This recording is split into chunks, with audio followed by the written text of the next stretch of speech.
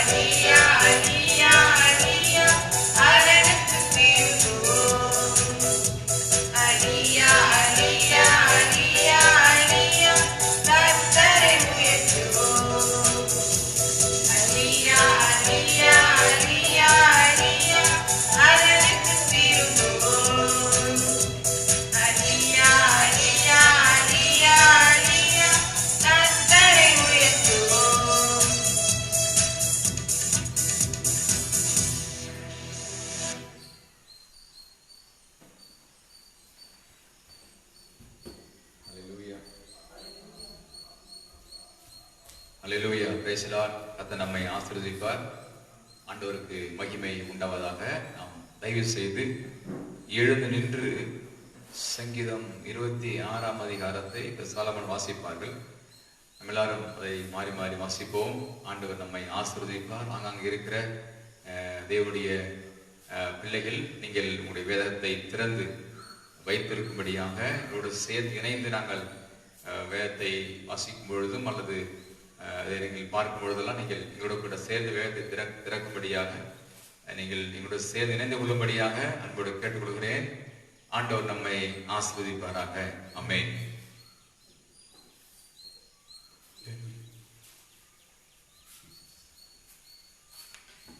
சங்கீதம் 26. கர்த்தாவே, என்னை நியாயம் விசாரியும். நான் என் உத்தமத்திலே நடக்கிறேன். நான் கர்த்தரை நம்பி இருக்கிறேன், ஆகையால் நான் தள்ளாடுவதில்லை.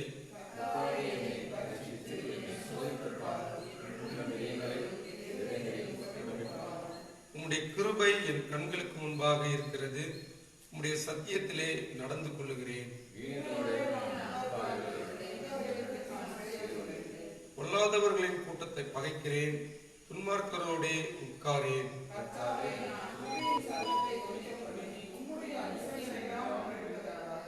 நான் குற்றமில்லாமலே என் கைகளை கழுவி உம்முடைய பீடத்தை சுற்றி வருகிறேன்.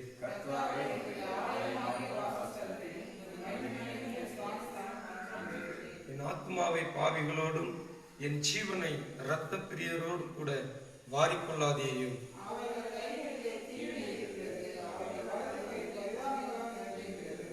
நானோ என் உத்தமத்திலே நடப்பேன். என்னை மீட்டுக் கொண்டு என் மேல் இரக்கமாயிரும். என் கால் செம்மையான இடத்திலே நிற்கிறது. சபைகளிலே நான் கர்த்தரை துதிப்பேன். ஆமென். அல்லேலூயா. கடைசி வசனத்தை மீண்டும் வாசிப்போம். என் கால் செம்மையான இடத்திலே நிற்கிறது.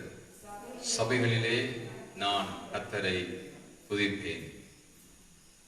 அல்லேலூயா. நான் கர்த்தரை துதிப்பேன். சபைகளிலே இங்கே சங்கீதக்காரன் சொல்லும்போது நான் கர்த்தரை துதிப்பேன், என் கால் செம்மையான இடத்திலே நிற்கிறது, சபைகளிலே நான் கர்த்தரை துதிப்பேன். அவர்களுடைய விருப்பமெல்லாம் ஆண்டவரை துதிப்பது, ஆண்டுடைய நாமத்தை உயர்த்துவது, அவரை எந்த அளவுக்கெல்லாம் புகழ முடியுமோ, பாட முடியுமோ, துதிக்க முடியுமோ, பிரஸ்தாபப்படுத்த முடியுமோ அந்த அளவுக்கு தாவீது ஆண்டவரை உயர்த்தி கொண்டே இருந்தார். நான் ஒரு ராஜா என்பதை கூட அவன் மறந்துவிட்டான். கர்த்தரை துதிக்கும் பொழுது அவனுடைய மேன்மை, அவனுடைய அந்தஸ்துகளை அவன் துதிக்கு முன்பாக எல்லாவற்றையும் தூக்கி எறிந்தான். துதியை மட்டுமே, ஆராதனையை மட்டுமே, கர்த்தரை புகழ்வது மட்டுமே, கர்த்தரை பாடுவது மட்டுமே அவனுடைய பிரதான நோக்கமாக இருந்தது. அதனால் தான் ஆண்டவர் தாவீதை உயர்த்தான். வேதத்திலே வாசிக்கிறோம், தாவீது நாளுக்கு நாள் விருத்தி அடைந்தான். தேவ பிள்ளைகளே, விருத்தி அடைவதற்கு ஒரு ரகசியம் என்னவென்றால், கர்த்தரை துதிக்கும் பொழுது வாழ்க்கையிலே ஆண்டவர் விருத்தியை கற்றுக் கொடுப்பார். இதுவரைக்கும் சில காரியங்கள் விருத்திக்கு வரவில்லை என்று நீங்கள் யோசித்திருக்கலாம். ஆனா இப்பொழுது ஆண்டவரை துதிக்கும் பொழுது தாவீது அவன் விருத்தி அடைந்தான். தாவீது வளவர பணத்தான் என்றெல்லாம் வேதனை வாசிக்கிறோம். அப்போ விருத்தி அடைய வேண்டுமானால், பலக்க வேண்டுமானால் ஆண்டவரை துதிக்கிற ஒரு அனுபவத்தை நம்மிடத்திலே கர்த்தர் எதிர்பார்க்கிறார்.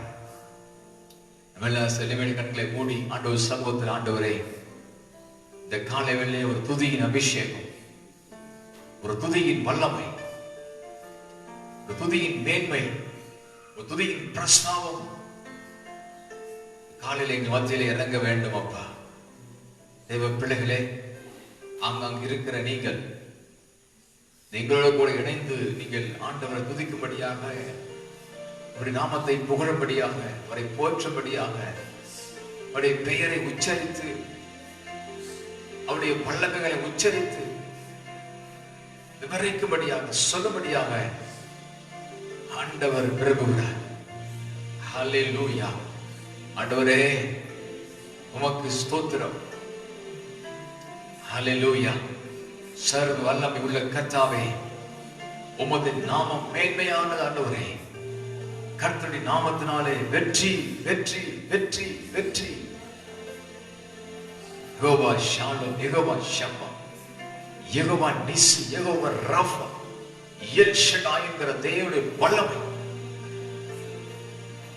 ஆண்டவரே, உம்மை துதிக்கிறேன் துதிக்கிறேன் துதிக்கிறேன் துதிக்கிறேன். ஓ ஹல்லேலூயா. ஆண்டவரே உமக்கு ஸ்தோத்திரம். மேலானது உம் பேரன்பு, உயிரிலும் மேலானது. உதடுகள் துதிக்கட்டும் உயிருள்ள நாளெல்லாம், உயிருள்ள நாளெல்லாம். ஆனந்த களிப்புள்ள உதடுகளால் போற்றி புகழுகிறேன். ஆண்டவரே, இந்த காலையிலே ஆராதனை வேளையிலே ஆனந்த களிப்போடு, மகிழ்ச்சியோடு, சந்தோஷத்தோடு உம்மை நாங்கள் துதிக்கிறோம். ஹல்லேலூயா. ஆனந்த களிப்புள்ள உதடுகளா போற்றி புகழ்கிறேன். சொல்லுவோமா? ஆனந்த களிப்புள்ள உதடுகளா போற்றி புகழ்கின்றேன். அறுசுவை உணவு உண்பது போல் திருப்தி அடைகின்றேன். தினமும் துதிக்கிறேன். ஆனந்த களிப்புள்ள உதடுகளா போற்றி புகழ்கின்றேன்.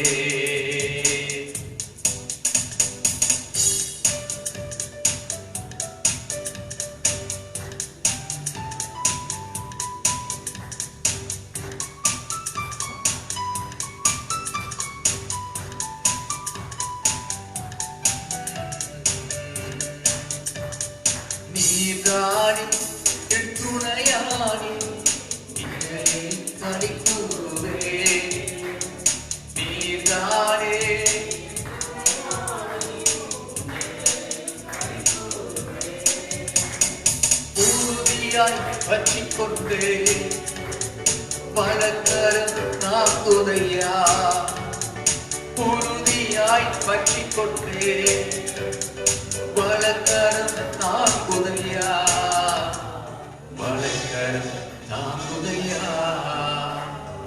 ஆனந்த போற்றி புகழ்கிறே, ஆனந்த களிப்புள்ள உதடுகள போற்றி புகழ்கின்றே. அறுசுவை உணவு உண்பது போல் திருப்தி அடைகிறே, தினமும் துதிக்கிறே. ஆனந்த களிப்புள்ள போற்றி புகழ்கிறேன் புகழ்கின்றே. ஆனந்த களிப்புள்ள உதடுகளால் போற்றி புகழ்கின்றே. ஆனந்த களிப்புள்ள உதடுகளால் போற்றி போற்றி புகழ்கின்றே. இயேசுவே ஆனந்த களிப்புள்ள ஆண்டவரே புகழ்கிறேன் புகழ்கின்றே.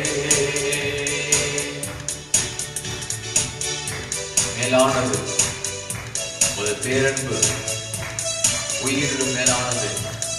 உதடுகள் துதிக்கட்டும் உயிருள்ள நாள் வரைக்கும்.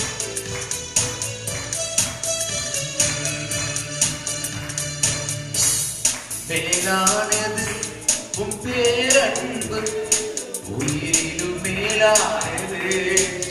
மேலானது உயிரிலும் மேலானது. உதடுகள் துதிக்கட்டும் உயிருள்ள நாளெல்லாம். உதடுகள் துதிக்கட்டும்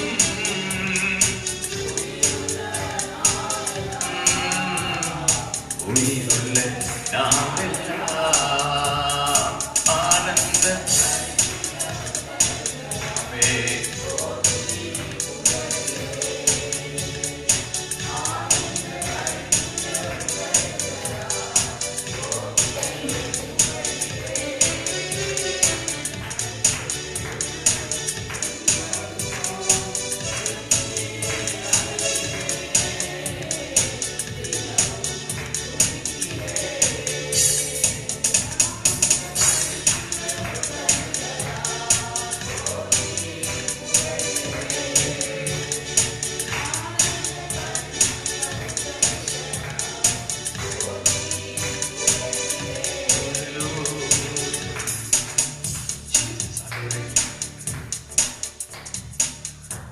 சமூகத்தில் நாங்கள் ஆனந்தத்தோடு மகிழ்ச்சியோடு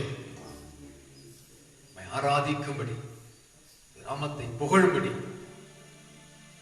ஆண்டவர் எங்களுக்கு கொடுத்த மகா பெரிய இரக்கத்துக்காக மகிமைக்காக நன்றியோடு உம்மை துதிக்க ஆண்டவரே. கர்த்தரை காலத்திலும் ஸ்தோத்திரிப்பேன். அவர் துதி எப்பொழுதும் என் வாயில் இருக்கும் என்று சொன்னது போல சமூகத்தில் நாங்கள் துதிக்கும்படியாக, ஆராதிக்கும்படியாக, உம்மை புகழும்படியாக பரிசுத்த ஆவியானவர்கள் தந்த மகா பெரிய இரக்கத்துக்காக, நன்மைக்காக, கிருபைக்காக உம்மை நாங்கள் துதிக்கிறோம், ஆராதிக்கிறோம். சேனைகளின் கர்த்தர் அவர் பரிசுத்தராயிருக்கிறார். சொல்லுங்க, எல்லா வாயிலும் திறந்து சில நிமிடங்கள். சேனைகளின் கர்த்தர் அவர் பரிசுத்தர். பரிசுத்த அலங்காரத்துடன் கர்த்தரை தொழுது கொள்ளுங்கள்.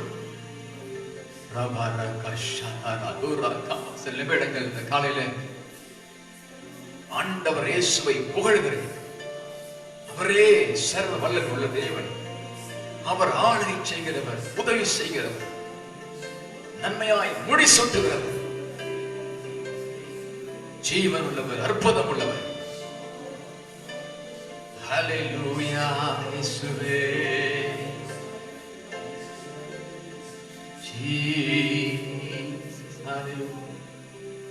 உம்மை நினைத்து பாடுகிறேன் ஏசையா என்னோடு நீர் இருக்கணும் ஏசையா நீர் மட்டும் எனக்கு போதுமையா நிம்மதியாய் நான் வாழ்வேனையா நிம்மதியாய் நான் வாழ்வேனையா. இந்த காலையில் ஆண்டவரே உம்மை நினைத்து உம்முடைய அன்பை நினைத்து நாங்கள் துதித்து நாமத்தை மகிமைப்படுத்துவோம் ஆண்டவரே. ஹல்லேலூயா ஆமென் ராஜா.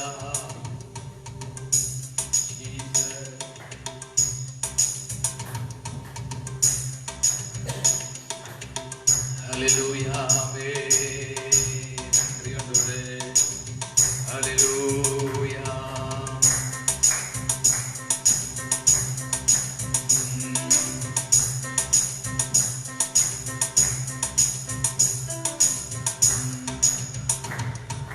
உம்மை நினைத்து பாடுகிறேன் ஏசையா என்னோடு நீர் இருக்கணும் ஏசியா. சொல்லுவோமா? உம்மை நினைத்து பாடுகிறேன் ஏசையா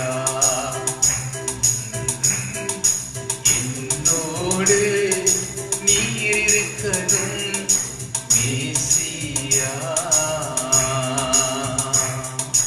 நீர் மட்டும் எனக்கு போதுமையா நிம்மதியாய் நான் வாழ்வேனையா நிம்மதியாய் நான் வாழ்வேனையா. உம்மை நினைத்து பாடுகிறேன் ஏசையா என்னோடு நீர் இருக்கணும் ஏசியா.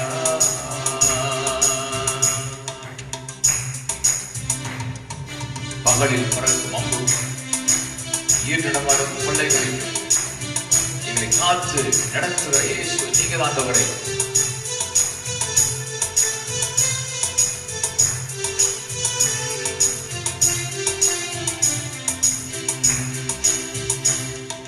பகலில் பறக்கும் அம்புக்கும் ஐயனே இரவில் உண்டாகும் பயத்திற்கும் ராஜனே.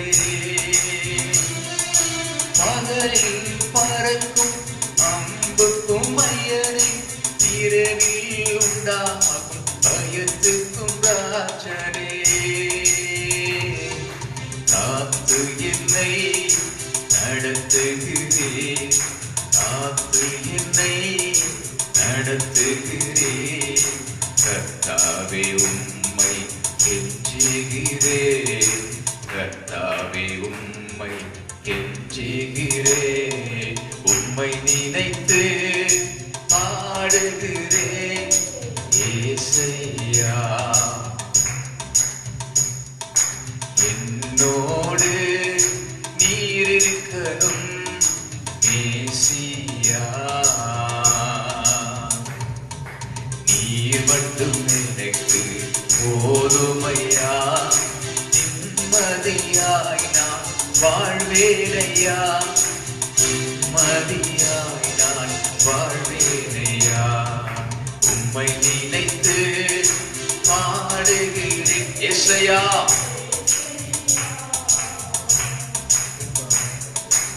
என்னோடு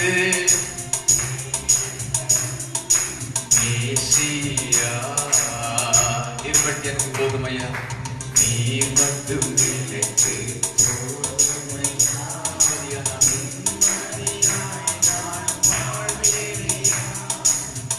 நிம்மதியாய் நான் வாழ்வேனையா. உம்மை நினைத்து பாடுகிறேன் ஏசையா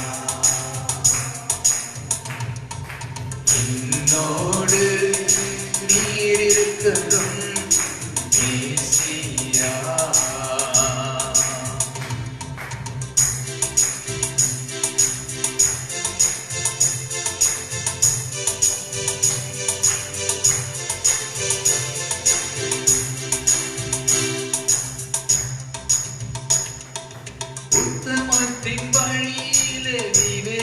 விவேகமாய் நடந்திட எப்போதும் என்னிடத்தில் நீ இருக்க வேண்டுகிறேன்.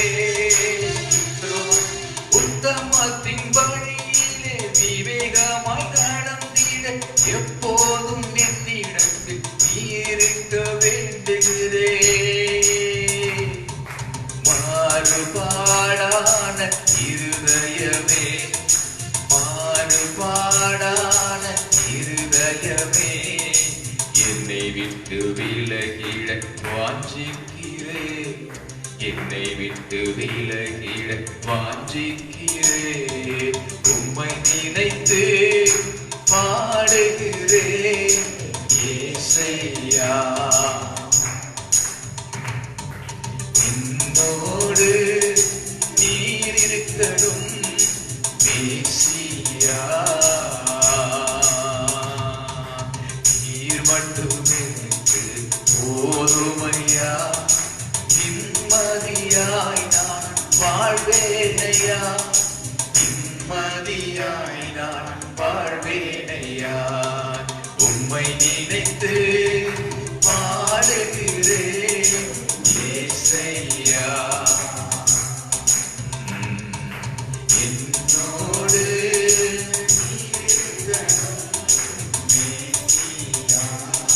திரும்ப சொல்ல போறோம். உத்தமத்தின் வழியிலே விவேகமாய் நடந்திட எப்பொழுதும் நீ இருக்க வாஞ்சிக்கிறேன்.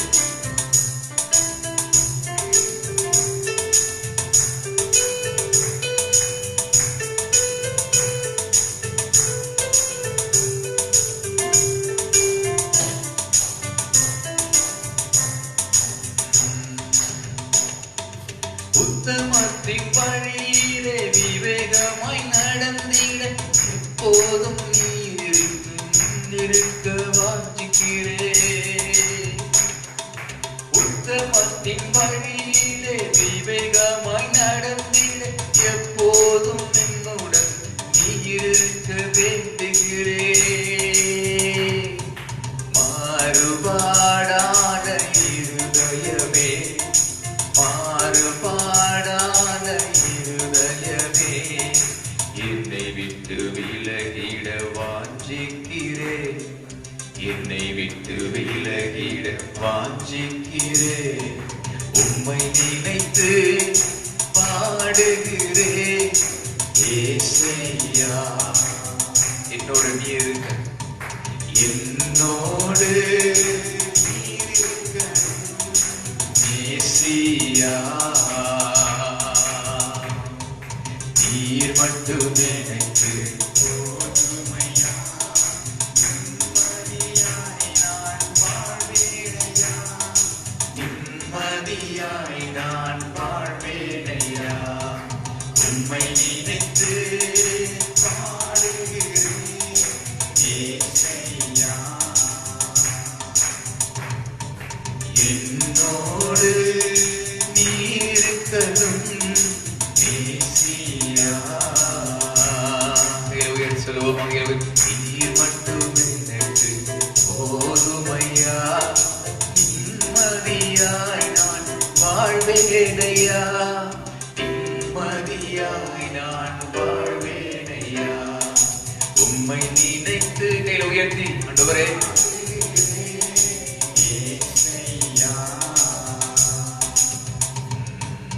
என்னோடு மேசியா. நீர் மட்டுமே எனக்கு போதுமையா. நிம்மதியாய் நான் வாழ்வேனையா, நிம்மதியாய் நான் வாழ்வேனையா. உம்மை நினைத்து பாடுகிறேன் இயேசையா. என்னோடு என்னோடு நீர் இருக்கணும் மேசியா. ஹல்லேலூயா இயேசுவே, ஹல்லேலூயா ஹல்லேலூயா ஹல்லேலூயா. கையில உயர்த்தி ஆண்டவரே ஹல்லேலூயா. நீர் மட்டுமே போதுமையா.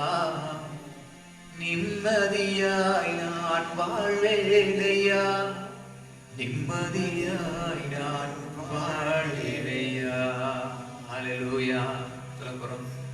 உத்தமத்தின் வழியிலே விவேகமாய் நடந்திட எப்போதும் என்னிடத்தில் நீர் இருக்க வேண்டுகிறேன். மாறுபாடான இருதயமே என்னை விட்டு விலகிட வாஞ்சிக்கிறேன், என்னை விட்டு விலகிட வாஞ்சிக்கிறேன்.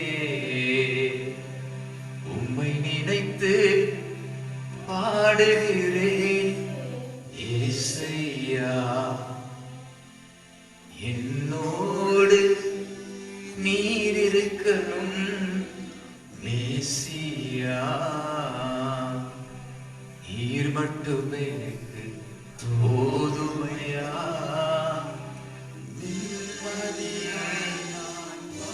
சொல்லுங்க ஆண்டவரே, நிம்மதியாய் ஆண்டவரே சேர்ந்தா அங்க ஒரு நிம்மதி, அங்க ஒரு மகிமை. ஜீசஸ் சொல்லுங்க ஆண்டவரே, ஓராபா ஷகராதா தூராபா. ஹல்லேலூயா. ஆண்டவரே என்னோடு நீர் இருக்க மேசியா. ஹல்லேலூயா. ஹல்லேலூயா. ஹல்லேலூயா. ஜீஸ் கையில உயர்த்தி ஆண்டவரே உம்மை துதிக்கிறோம். இயேசு நல்லவர், இயேசு நல்லவர், இயேசு நல்லவர், இயேசு நல்லவர். ஹல்லேலூயா. நல்லவரே, வல்லவரே, ஆராதனை ஆராதனை. அடைக்கலமே, அதிசயமே, ஆராதனை ஆராதனை. பரிசுத்தரே, படைத்தவரே, ஆராதனை.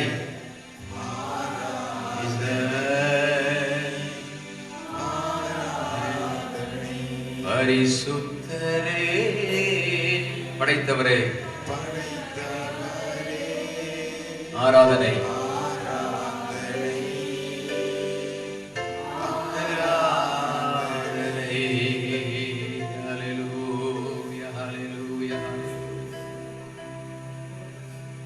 பரலோகத்தின் பிதாவே, உடைய சமூகத்திலே சில நிமிடங்கள் ஆராதனை செய்வதற்கு, போற்றுவதற்கு, உம்மை உயர்த்துவதற்கு இயேசு எங்களுக்கு கொடுத்த மகா பெரிய கிருபைக்காக நன்றி.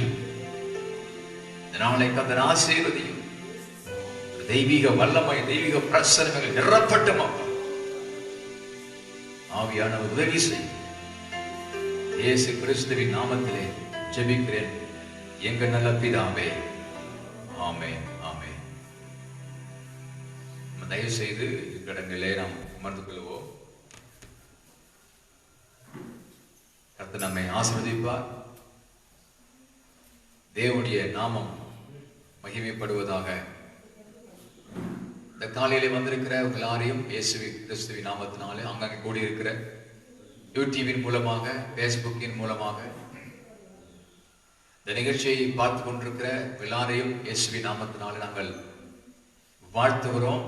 ஆண்டவர் சமூகத்தில் உங்களுக்காக நாங்கள் எங்களுடைய சபையிலே மாலை நேரங்களில் ஜெபிக்கும் பொழுது ஒவ்வொரு மக்களுக்காக, விசுவாச பிள்ளைகளுக்காக, ஆசீர்வாதத்திற்காக, செழிப்புக்காக நாங்கள் ஜெபித்துக் கொண்டிருக்கிறோம். நிச்சயமாகவே நம்முடைய ஜெபங்களை ஆண்டவர் கேட்பார். தேசத்திலே ஒரு பெரிய மாற்றத்தை உண்டு பண்ணுவார் என்று நான் நம்புகிறேன். கர்த்தர் நம்மை ஆசீர்வதிப்பாராக. நாளிலே ஒவ்வொரு நாளும் நீங்கள் தேசத்துடைய ஆசீர்வாதங்களுக்காக, செழிப்புக்காக, சீக்கிரத்திலே இந்த லாக்டவுன் நீங்கும்படியாக, இந்த கொரோனா வைரஸ் மாறும்படியாக நீங்கள் உங்கள் ஜெபங்களில் ஜெபித்துக் கொள்ளுங்கள். நிச்சயமாகவே வேதத்திலே வாசிக்கிறது போல நிச்சயமாகவே ஒரு முடிவுண்டு, உன் நம்பிக்கை வீண் போகாதுன்னு சொன்னது போல எல்லாவற்றுக்கும் முடிவு இருக்கிறது. இதுக்கு முடிவு இல்லையா என்று யோசிக்கலாம். நிச்சயமாகவே கர்த்தர் ஒரு முடிவு வைத்திருக்கிறார். சீக்கிரத்திலே நம்ம அதை காண்போம் என்று விசுவாசிக்கிறேன். ஆண்டவர் நம்மை ஆசீர்வதிப்பார். ஆண்டவருக்கு மகிமை உண்டாகட்டும். இந்த காலையிலே சில வார்த்தைகளை நாம் வேதத்திலிருந்து பார்ப்போம். நம்ம கடந்த 2-3 வாரங்களுக்கு தொடர்ச்சியாக நாம் மத்தேயு சுவிசேஷம் 5ஆம் அதிகாரத்திலிருந்து 1 சில வார்த்தைகளை நாம் பார்த்து வருகிறோம். மத்தேயு சுவிசேஷம் 5ஆம் அதிகாரம் நாம் கடந்த ஆண்டிலே பார்த்த காரியங்கள் 1, 2, 3, 4, 5 மற்றும் 6, 7 நாம் கடந்த வாரங்களிலே பார்த்தோம். ஆண்டவருக்கு மகிமை உண்டாகட்டும். அநேகருடைய வாழ்க்கையிலே இந்த தேவனுடைய வார்த்தைகள் மிகவும் ஆசீர்வாதமாக இருந்ததாக நான் நம்புகிறேன். இதை கேட்டுக்கொண்டிருக்கிற பார்த்து கொண்டிருக்கிற நீங்களும் உங்கள் வீடுகளில் அமர்ந்திருக்கிற அல்லது இதை பார்த்துக்கொண்டு எந்த நிலையில் அமர்ந்திருந்தாலும் இதை பார்த்து கொண்டிருக்கிற நீங்கள் நிச்சயமாகவே இன்றும் உங்களுக்கு மிகுந்த ஆசீர்வாதம் இருக்கும் என்று நம்புகிறேன். கர்த்தர் நம்மை ஆசீர்வதிப்பாராக. ஆண்டவருக்கு மகிமை உண்டாகட்டும். மத்தேயு சுவிசேஷம் 5ஆம் அதிகாரம் 8ஆம் வசனத்தை வாசிக்கும்படியாக அன்போடு கேட்டுக்கொள்கிறேன். நம்ம எல்லாரும் சேர்ந்து மத்தேயு சுவிசேஷம் 5ஆம் அதிகாரம் 8ஆம் வசனத்தை நீங்கள் இருக்கிற இடங்களிலே நீங்களும் செய்திகளோடு இணைந்து கொள்ளும்படியாக அன்போடு கேட்டுக்கொள்கிறேன். கர்த்தர் நம்மை ஆசீர்வதிப்பாராக.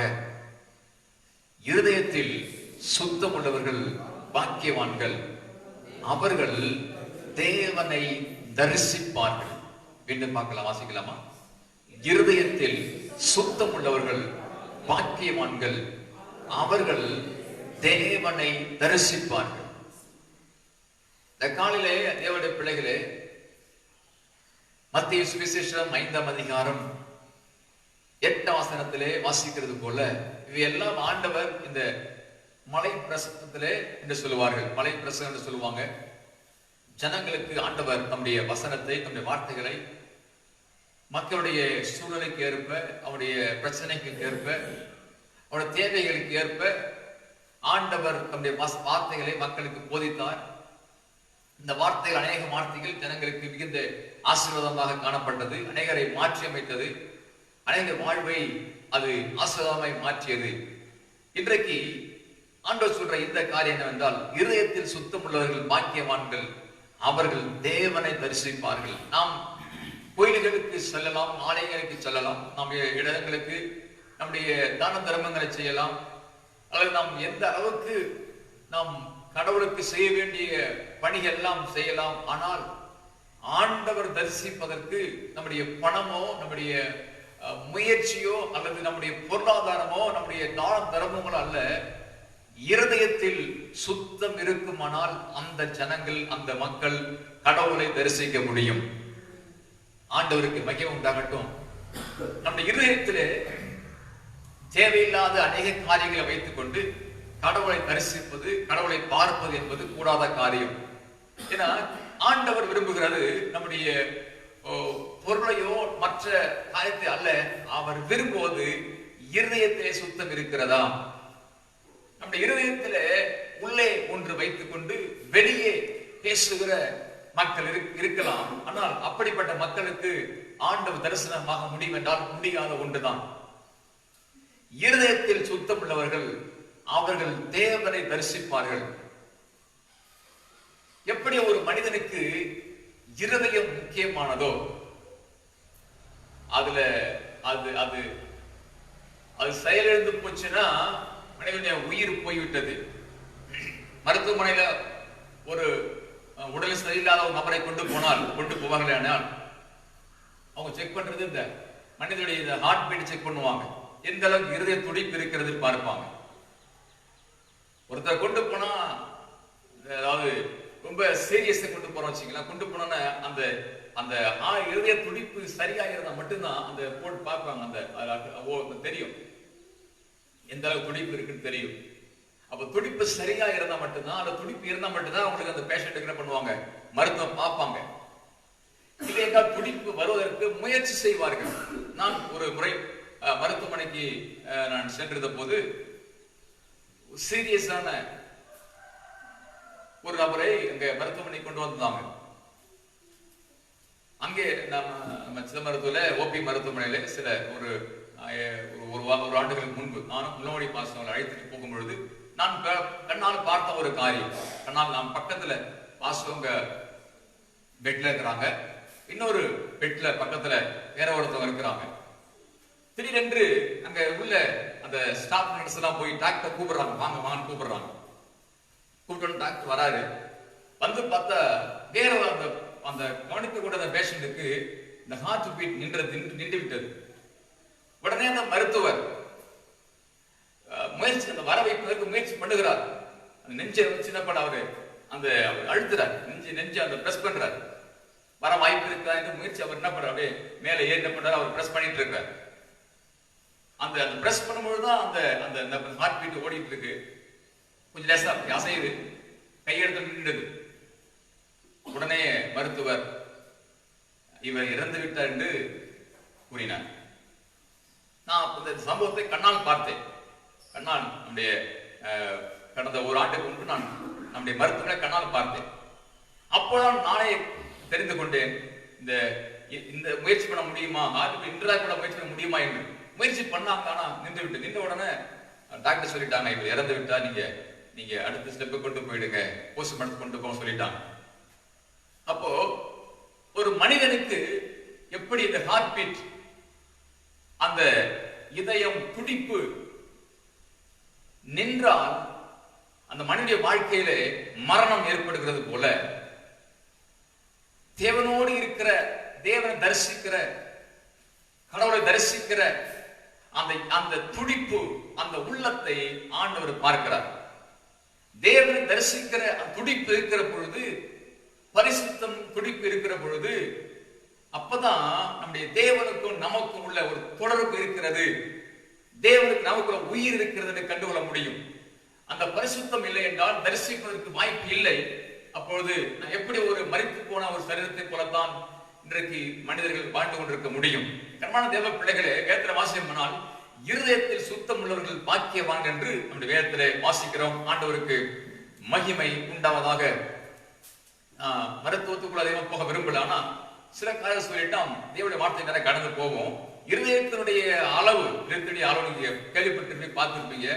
நம்முடைய இந்த உள்ளங்கை, இந்த கையை மடக்கி இப்படி வச்சு மூடி, இது எவ்வளவு அளவு இருக்கு, இந்த அளவு தான் நம்முடைய இருதயத்தினுடைய அளவு. இருதயத்தினுடைய இந்த அளவு எவ்வளவுனா, இது உள்ளங்கை, ஒவ்வொரு சின்ன பிள்ளை கை சின்னதா இருக்கும், பெரிய கை பெரியதா இருக்கும். இந்த கையை மூடி இப்படி வச்சோம்னா இதுதான் இருதயத்தினுடைய இந்த அளவு. அதான் அவங்க கண்டுபிடிச்சிருக்கிறாங்க. கர்த்தருக்கு மகிமை உண்டாகட்டும். எடை, இதயத்துடைய எடை எவ்வளவு இருக்கும், நம்ம இவ்வளவு பெரிய ஆளா நம்ம நிக்கிறோம், நமக்குள்ள இருக்கிற இதயத்துடைய அந்த எடை எப்படின்னா, ஆண்களுக்கு 280 இருந்து 340 வரைக்கும் அந்த கிராம் எடை இருக்கும். பெண்களுக்கு 230 முதல் 280 வரை அந்த எடை இருக்கும். ஒரு நிமிடத்திற்கு 60 முதல் 100 வரை அந்த இருதய துடித்துக் கொண்டே இருக்கும். ஒரு நிமிஷத்துக்கு 60 இருந்து 100 வரைக்கும் நம்ம துடிக்க வாய்ப்பு, துடிச்சுட்டே இருக்கும். அதிகமா போனாலும் ஆபத்து, கம்மியா இருந்தாலும் ஆபத்து என்று அவங்க கணக்கிடுறாங்க. இதனுடைய வேலை துடித்துக் கொண்டே இருப்பது. நம்ம தூணா கூட அந்த நம்முடைய காற்று துடிச்சுட்டே இருக்கு. அதனுடைய வேலை நம்ம தூங்கினாலும் சரி, நடந்தாலும் சரி, நம்முடைய என்ன உயிர் மூச்சு இருக்கிற வரைக்கும், பிறந்ததில் இருந்து, குழந்தை உருவாகிறதுல இருந்து சாகிற வரைக்கும் அதனுடைய வேலை என்ன பண்றதுங்க, துடிச்சுட்டே இருக்கு. அது துடிச்சாதான் மனுஷனுடைய அந்த உயிர் இருக்கு என்று அர்த்தம். அது துடிக்கும் பொழுதுதான் மனிதனுக்குள்ள ரத்தத்தை சுத்திகரித்துக் கொண்டே இருக்கும். அதான் அதனுடைய வேலை. இதனுடைய வேலை கொஞ்சம் அதுக்கு பாதிப்பாச்சுன்னா ரத்தம் அசுத்த ரத்தங்களாக மாற வாய்ப்பு இருக்கிறது. அதான் காற்று ஒரு மனிதனுக்கு முக்கியமானது என்று நம்முடைய மருத்துவர்கள் அவங்க சொல்லியிருக்கிறாங்க. அப்போ காற்றுல ஒரு பாதிப்பு வந்துருச்சுன்னா சரீரத்திலே முழுமையாக பாதிப்பு வர வாய்ப்பு இருக்கிறது. அப்ப இருதயம் ஒரு மனிதனுக்கு எவ்வளவு முக்கியமானது என்று நாம் பார்க்கிறோம். அப்ப இருதயம் எவ்வளவு முக்கியமானதோ அதே போல இருதயத்திலே சுத்தம் மிக முக்கியம். தேவன் சொல்லுகிறார், அந்த இருதயத்தில சுத்தம் உள்ளவர்கள், சுத்தனா கழுவி சரிப்படுத்துறது அல்லது ஏதோ அப்படி அல்ல, மனதளவிலே ஒரு சுத்தம், பார்வையிலே ஒரு சுத்தம், பேச்சிலே ஒரு சுத்தம், செயல்பட ஒரு சுத்தம். அப்படி உள்ள மக்கள் தான் ஆண்டவரை தரிசிக்க முடியும் என்று இங்கே வேதத்திலே சொல்லியிருக்கிறது. உயர்த்தி ஆமென் சொல்ல போறோம். அல்லேலூயா, அல்லேலூயா. கர்த்தருக்கு மகிமை உண்டாகட்டும். இந்த இருதயத்தை குறித்து வேதம் என்ன சொல்லுகிறது? இது என்னெல்லாம் நம்ம இருதயத்திலே தோன்றுகிற காரியங்கள். இதுவரைக்கும் மருத்துவத்தை விட்டுரும் நாம போகல. ஆனா பைபிள் ரீதியாக இருதயத்தை தோன்றக்கூடிய, இதுவரைக்கும் காணக்கூடியது, துடிப்பை அந்த அந்த நம்ம வச்சு பார்த்தோம்னா அது தெரியும். துடிப்பு இருக்கான்னு தெரியும். இருதய பாதிப்பு உள்ளவங்களுக்கு ஆபரேஷன் பண்ணும்பொழுது அந்த இதயத்துடைய ஒவ்வொரு அந்த சதைகள் எல்லாமே அவங்களுக்கு தெரியும், மருத்துவர்களுக்கு தெரியும். இது எல்லாம் காணக்கூடியவைகள். ஆனால் காணக்கூடாதவைகள் இதயத்தில் இருக்கிறது. காணக்கூடாதவங்க தேவன் சொல்றாரு. அதை தான் சரிப்படுத்துகிற பொழுது தெய்வத்தை தரிசிக்க முடியும், தெய்வத்தை பார்க்க முடியும், தெய்வத்தை ஆராதிக்க முடியும், தெய்வத்தோடு இணைந்து கொள்ள முடியும். கரங்களை தட்டி ஆமென் சொல்ல போறோம். அல்லேலூயா. கர்த்தருக்கு மகிமை உண்டாகட்டும். நாம பார்த்து கொண்டிருக்கிற வசனம் மத்தேயு சுவிசேஷம் 5ஆம் அதிகாரம் 8ஆம் வசனத்தை பார்த்து கொண்டு, இதயத்துள்ள பாக்கியவான்கள் அவர்கள் தேவனை தரிசிப்பார்கள். இது இருதயத்தை குறித்து இதில் என்னெல்லாம் மனிதனுக்கு தோன்றும், இது எப்படியெல்லாம் செயல்படுத்த முடியும் என்று சில காரியங்களை ஏற்றிருந்து பார்ப்போம். கர்த்தருக்கு மகிமை உண்டாகட்டும். இருதயத்தை தோன்றுகிற காரியங்கள் என்ன? ஆதியாகமத்தின் புஸ்தகம் 27ஆம் அதிகாரம் 41ஆம் வசனத்திலே வாசிக்கிறோம். இருதயத்தை தோன்றுகிற காரியங்களால் என்ன என்று சில காரியத்தை பார்ப்போம். கர்த்தருக்கு மகிமை உண்டாவதாக. ஆதியாகமத்தின் புஸ்தகம் 27ஆம் அதிகாரம் 41ஆம் வசனம். யாக்கோபை தன் தகப்பன் ஆசீர்வதித்தது நிமித்தமாக ஏசா யாக்கோபை பகைத்து தன் தகப்பனுக்காக துக்கிக்கும் நாட்கள் சீக்கிரமாய் வரும். அப்பொழுது என் சகோதரனாகிய யாக்கோபை கொன்று போடுவேன் என்று ஏசா தன் இருதயத்திலே சொல்லிக் கொண்டான். அப்போ இருதயத்தை தோன்றுகிற பார்க்க முடியாத காரியங்கள் என்ன? இருதயத்தை தோன்றுகிற எண்ணங்கள். இங்கே தன்னுடைய சகோதரன் தன்னுடைய ஆசீர்வாதங்களை பெற்றுக்கொண்டான் என்பதற்காக காரணமே அவன் தான் காரணம், ஏசாதான் காரணம். ஏன்னா அவன் அசட்டை பண்ணினான். தகப்பனுடைய சேஷ புத்திர பாகத்தை, தகப்பனுடைய ஆஸ்திகளை, தகப்பனுடைய அந்த தகப்பன வர வேண்டிய ஆசீர்வாதங்களை அவனே வாயினாலே இழந்து போனான். தகப்பன் கொடுத்த நன்மைகளை அவனாலே இழந்து போனான். சாதாரண ஒரு பயிற்று கூழுக்காக, ஒரு உணவுக்காக அந்த யாக்கோபுடைய அண்ணன் ஏசா, இயேசு கிறிஸ்து வேற, இது ஏசானா நீங்க குழப்பிக்க கூடாது. இயேசு வேற, இயேசு கிறிஸ்து, அதாவது இயேசு கிறிஸ்து வேற, இது ஏசா. ஏசா தன்னுடைய சகோதரன் யாக்கோபு தன்னை ஏமாத்திட்டான் என்று நினைத்து தன் சகோதரனை அவன் என்ன செய்வேன் என்று தன் இருதயத்திலே அவன் தீர்மானிக்கிறான். என்ன தீர்மானிக்கிறான்? இருதயத்தை தோன்ற காரியம் என்ன? கொலை பாதகம். படிங்க பார்ப்போம். யாக்கோபை தன் தகப்பன் ஆசீர்வாதத்தின் நிமித்தமாக ஏசா யாக்கோபை முதலாவது தோன்றுகிற காரியங்கள் பகை. அவன் தன் சகோதரனையே பகைக்கிறான். காரணம் என்ன? ஏன் ஆஸ்தியை அவன் எடுத்துக்கிட்டான்? அப்பா அவனை ஆசீர்வதித்தார். அப்பாவுக்கு பெரியவன் நடந்தான், விரும்பினான். இரண்டாவது யாக்கோபு அவன் ஏமாற்றி வாங்கினாலும் கூட அவன் ஆண்டவர் சொல்ல முறையிட்டு என்ன பண்றான்? அழுது ஒப்பு கொடுக்கிறான். அதுக்கு பனிஷ்மெண்ட் அவன் அனுபவிக்கிறான். தேவனை சந்திக்க, அந்த பிரச்சனை அவன் சந்திக்கிறான் பிற்பாடு. ஆனால் ஏமாற்றி வாங்கினது நிமித்தமாக தன் சகோதரனுடைய உள்ளத்திலே முதலாவது பகை உண்டாகிறது. அப்ப இதயத்தை தோன்றுகிற காரியம் என்ன? பகை. தொடர்ந்து என் தகப்பன் ஒரு நாளிலே மரிப்பார் சொல்றான். எங்க அப்பா ஒரு நாளிலே மரிப்பார். அப்பொழுது என் சகோதரனாகிய யாக்கோபு கொன்று போடுவேன் என்று கொலை பாதகம். இருதயத்தில் தோன்ற காரியம் என்ன? முதலாவது பகை தோன்றுகிறது. கர்மான தேவ பிள்ளைகளை இதை பார்த்து கொண்டிருக்கிற உங்க வாழ்க்கையிலே நீங்கள் ஒருவேளை பகை இருக்குமானால், இன்றைக்கு நீங்கள் ஒருவேளை நீங்கள் அந்த பகை வளர வளர வளர வளர அது எங்க பாதிக்கும்? இருதயத்தை பாதிக்கும். ஒரு பிரச்சனை வந்துருச்சுன்னு சொன்னா அது அதோட முடிஞ்சிடாது.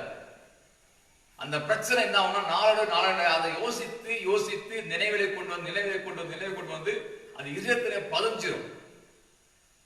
இதயத்திலே ஒரு பதிஞ்சதுனால அது பகையாக இருக்கும். நம்முடைய இருதயம் அதன் நிமித்தமாக வேதனைப்பட ஆரம்பிக்கும், சஞ்சலப்பட ஆரம்பிக்கும், நிம்மதி இழக்க நேரிடும். யாருக்காக யார் நிம்மதி இழப்பது? மற்றவர்களுக்காக நம்முடைய நிம்மதி இழப்பதா? நாம் பார்க்க வேண்டிய நபர் நம்முடைய ஆண்டவராகிய இயேசு கிறிஸ்துவா இருக்கிறார். கைவன் நாமே சொல்லுவோம் அல்லேலூயா. அப்போ அந்த முதலாவது பகை உண்டாகிறது.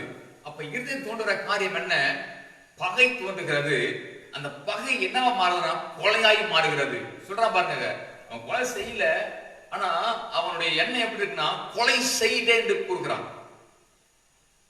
அவ ஒரு பகை வரும் பொழுது அந்த பகை கொலையாய் மாறுகிறது. இன்றைக்கு நாம் செய்தித்தாளிலே வாசிக்கிறோம், நியூஸிலே பார்க்கிற காரியங்கள், எப்போது நடந்த பகை, எப்போது நடந்த குடும்ப சண்டைகள், எப்போது நடந்த எலெக்ஷனுடைய பிரச்சனை, எப்போது நடந்த காரியங்கள்லாம் முடிவிலே அதை பார்க்கும்போது பகை வளர்ந்து வளர்ந்து வளர்ந்து வளர்ந்து அது கொலையிலே போய் முடிகிறது. கடைசியிலே சிறைச்சாலையிலே வாழ்க்கை முழுவதையும் அந்த மனிதன் கழிக்க வேண்டிய, அல்லது கோர்ட்டுக்கும் அதற்கும் அலைய வேண்டிய, தன்னுடைய பணத்தெல்லாம் இழக்க வேண்டிய அநேக மக்கள் நான் பார்த்திருக்கிறேன். சொத்துகள் எல்லாம் கோர்ட்டுக்கே சொத்துகள் எல்லாம் அலைந்து விற்று போன அல்லது வீணாய் போன மக்கள் நான் பார்த்திருக்கிறேன். காரணம் என்ன? இருதயத்தில் தோன்றுகிற அந்த பகையானது அதை வளர்ந்து வளர்ந்து வளர்ந்து வளர்ந்து தண்ணி ஊற்றி செடியை வளர்ப்பது போல, மரமாக்குவது போல வளர்ந்து வளர்ந்து வளர்ந்து முடிவிலே அது ஆபத்தில் முடிந்து கொண்டிருக்கிறது. கண்மான தேவ பிள்ளைகளே, தேவன் அப்படிப்பட்ட மக்கள் இறைவனை தரிசிப்பது முடியாத ஒன்று. ஏன்னா அப்படி பகை வளரும் பொழுது, கொலை அந்த எண்ணம் வரும் பொழுது சுத்தம் இருதயத்தில் இருக்காது, அசுத்தமாக மாறிவிடும். அசுத்தமா இருக்குமானால் தெய்வம் அங்கே குடியிருக்க முடியாது. நம்முடைய சொல்லுவாங்க, குடியிருந்த கோயில் சொல்லுவாங்க. நம்முடைய ஆண்டவர் நம்முடைய உள்ளத்தை குடியிருக்கிறார். இதயத்துல ஆத்துமா அந்த அந்த அது சுத்தமாயிடுச்சுன்னா அந்த ஆத்துமா தேவனிடத்திலே போகிறது. அப்ப இருதயத்திலே சுத்தப்படுத்த வேண்டிய காரியம் எப்படி? இருதயத்திலே அசுத்த ரத்தம் கலக்கும் பொழுது அது உடம்பு முழுவதும் பாதிப்பு உள்ளாக மாறும். இருதயத்துடைய வேலை ரத்தத்தை சுத்திகரித்துக் கொண்டே இருக்கும். அசுத்த ரத்தத்தை ஒரு பக்கம் அனுப்பும், அசுத்த காற்று ஒரு பக்கம் அனுப்பும், நல்ல காற்று ஒரு பக்கம் அனுப்பும், ரத்தத்தை ஒரு பக்கம் அனுப்பிட்டு இருக்கும். அதனுடைய வேலையே அது நடந்துட்டே இருக்கும். தனித்தனியா பிரிக்குது, ரத்தத்தை அசுத்தத்தை தனியா பிரிக்குது, நல்ல தனியா பிரிச்சுட்டே இருக்கு. அதான் அது பண்ணிட்டு அனுப்பிட்டே இருக்குது. ஒருவேளை அது செயலிழக்கப்படுமானால் அசுத்தங்கள் இருக்கும், செயல்பட முடியாது. கடைசியிலே அந்த மனித வாழ்க்கை மரணமாகவும் மருத்துவமனை செலவாகவும் மாறிக்கொண்டிருக்கும். இதான் நம் நடந்து கொண்டிருக்கிற காரியங்கள். ஆனால் இதே போலத்தான் ஆண்டவருடைய மனுஷனுக்கும் தேவனுக்கும் உள்ள உறவு, அந்த அசுத்தங்கள் வருமானால், கொலைபாதங்கள் வருமானால், பகை வருமானால், எப்படி ஒரு அந்த கெட்ட ரத்தம் உருவாகும் பொழுது அது மனிதனை பாதிக்கிறதோ, அதே போல உள்ளத்திலே இந்த எண்ணங்கள் வரும் பொழுது அந்த மனிதனையே பாதிக்கிறது, இறைவனுக்கும் மனிதனுக்குள்ள உறவை துண்டிக்கிறது. அதான் இங்கே வேதம் சொல்கிறது. சொல்ல போறோம். அல்லேலூயா, அல்லேலூயா. கர்த்தருக்கு மகிமை உண்டாகட்டும். ஆண்டவரை ஆசீர்வதிப்பாராக. இவனுக்குள்ளாக இந்த எண்ணம் வந்தது. மனிதனை இருதயத்திலே தோன்றுற எண்ணம் என்ன? பகை. இரண்டாவதாக கொலை பாதகம். மூன்றாவதாக ஆதியாகமத்தின் புஸ்தகம் 6ஆம் அதிகாரம் 5ஆம் வசனத்தை வாசிக்கலாம். ஆதியாகமத்தின் புஸ்தகம் 6ஆம் அதிகாரம் 5வது வசனம். மனுஷனுடைய அக்கிரமம் பூமியிலே பெருகினது என்றும் அவன் இருதயத்தின் நினைவுகள் எல்லாம் தோற்றம் எல்லாம் நீங்க இப்ப திரும்பி படிக்கிறீங்களா? அதான் ரொம்ப அருமையா இருக்குது. 6ஆம் வசனம், அதிகமா 6ஆம் வசனம், 5ஆம் வசனம். நீங்க இதை பார்த்து கொண்டிருக்கிற, நீங்க இந்த நிகழ்ச்சியை பார்த்து கொண்டிருக்கிற நீங்கள் தயவு செய்து வேதத்தை திறந்து வைத்து நீங்கள் எங்களோடு இணைந்து கொள்ளுங்கள். கர்த்தர் நம்மை ஆசீர்வதிப்பாராக. ஆண்டவருக்கு மகிமை உண்டாகட்டும். மத்தேயு ஆதியாகம புத்தகம் 6ஆம் அதிகாரம் படிக்க வைப்போம். அப்போ மனுஷனுடைய பார்த்தோம். முதலாவது மனுஷனுடைய அந்த இருதயத்திலே பகை, இரண்டாவதாக கொலை பாதகம். இங்கே பார்க்கிறோம் மனுஷனுடைய அக்கிரமம். அப்போ அக்கிரமமானது இதயத்திலே தோன்றுகிறது. தோன்றியோடு விட்டு விடாமல் அது செய்ய வைக்கிறது. அப்போ இன்றைக்கு எத்தனையோ அக்கிரமங்கள், எத்தனையோ அநியாயங்கள் இந்த பூமியிலே நடந்து கொண்டிருக்கிறது. கேட்பான், கடவுளுக்கு கண்ணு இல்லையா? கடவுள் இதெல்லாம் பார்த்து சும்மா இருக்கிறாரா? ஒருத்தர் ஒரு டீக்கால பேசிட்டு இருந்தாங்க, நான் கவனிச்சேன். கடவுள் எங்கெங்க இருக்கிறாரு? இப்போ நடக்கிற இந்த அந்த கொரோனா உலகம் முழுசும் பாதிக்கிட்டு செத்துக்கிட்டு இருக்காங்க மக்கள். கடவுள் ஏதாவது நடக்குமாங்க அப்படின்னு பேசிக்கிட்டு இருந்தாங்க. அப்ப நான் கொஞ்சம் கிட்ட போய் சொன்னேன், சார் கடவுள் இருக்கிறதா தான் இப்ப நடக்குது அப்படின்னு. என்ன சொல்றீங்க? கடவுள் இருந்தா எப்படி கண் நிறுத்தக்கூடாதா? கடவுள் ஒன்று இருக்கிறதுனாலதான் யார் நான் சொல்லிக்கலாம் அந்த சூழ்நிலை சூழ்நிலை நமக்கு அமையல. அப்போ கடவுள் இருக்கிறதுனாலதான் இப்படி இந்த பாதிப்பு நடந்து கொண்டிருக்கு. காரணம் என்ன? அக்கிரமம், மனிதனுடைய அக்கிரமங்கள். அப்போ தேவன் இந்த பூமியை தேவனை கடவுளை கோபப்படுத்தும் பொழுது கடவுள் தன்னுடைய முகத்தை மறைக்கிறார். மனிதனுடைய இருதயத்திலே அக்கிரமங்கள் வரும் பொழுது, பொல்லாதவைகள் வரும் பொழுது, இருதயங்கள் இருளாய் மாறும் பொழுது, எப்படி ரத்தம் உறையும் பொழுது கருப்பாய் மாறுவது போல இருதயங்கள் அந்த கருப்படைந்து பாவமடைந்து காணப்படுவது போல, இருளடைந்து காணப்படுவது போல தேவனுடைய முகத்தை அந்த அக்கிரமங்கள் மறைக்கிறது. மனுஷனை வாழ்க்கை தோன்றதுக்கு காரணம் என்ன? அக்கிரமம். அப்புறம் பெருகினது என்றும் மனுஷனுடைய இதயத்தின் நினைவுகள் எல்லாம் நித்தமும் பொல்லாத. நித்தமும் எப்பொழுதும், அல்லேலூயா, எப்பொழுதும் பொல்லாதவைகள். அப்போ ஆண்டவர் இந்த பூமியை அழிப்பதற்கு காரணம் என்ன? தேவனுடைய இந்த பூமியில கோபப்படுவதற்கு காரணம் என்ன? மனுஷனுடைய அந்த அக்கிரமங்கள், அவன் நினைவுகள், தோற்றம் எல்லாம் நித்தமும் பொல்லாதவைகள்.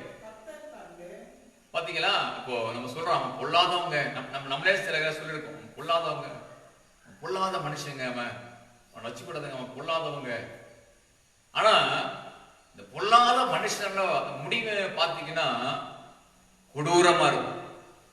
பொல்லாத மனுஷனுடைய வாழ்க்கையுடைய அந்த முடிவு, ஒரு மனுஷனுடைய வாழ்க்கையில அவன் நல்லவனா கெட்டனா என்று அறிந்து கொள்ள எப்ப தெரியும்? அவன் முடிவு மரணத்துக்கு பிறகுதான் தெரியும். மரணத்துக்கு பிறகுதான் மக்களுடைய அந்த பேச்சு வார்த்தைகள் மூலமா நம்ம கண்டுபிடிச்சிடலாம். அவருடைய வாழ்க்கை குறித்து கண்டுபிடிச்சிடலாம், அவருடைய பேச்சை குறித்து கண்டுபிடிச்சிடலாம். நித்தமும் பொல்லாதவைகள் மனுஷனுடைய இருதயத்தில் உள்ள காரியங்கள். சங்கீதத்தின் புஸ்தகம் 101ஆம் அதிகாரம் 4ஆம் வசனம். இதை மட்டும் கோயில்ட்டு காட்டிட்டு நம்ம அடுத்த காரியத்துக்கு போவோம். கர்த்தர் நம்மை ஆசீர்வதிப்பாராக. சங்கீதத்தின் புஸ்தகம் 101ஆம் அதிகாரம். நான் இப்ப பார்த்துக்கிட்ட காரியம் மனிதனுடைய இருதயத்தில் இருக்கிற காரியங்கள் என்ன? வேதாகமம் சொல்லுகிறது, மருத்துவ ரீதியாக அல்ல, ஆவிக்குரிய ரீதியாக நம்ம வேதம் நமக்கு எதை குறிக்கிறது என்றுதான் பார்த்து கொண்டிருக்கிறோம். சங்கீதம் 101ஆம் அதிகாரம் 4ஆம் வசனம். இருதயத்திலே நாம் கடந்த நாள் முன்னாடி பார்த்தோம், கொலை பாதகம், பொல்லாதவைகள், நம்ம பலவிதமான அக்கிரமங்கள் அதை பார்த்தோம். இங்கே வேதம் சொல்கிறது 101:4 மாறுபாடான இருதயம் என்னை விட்டு அகல வேண்டும்.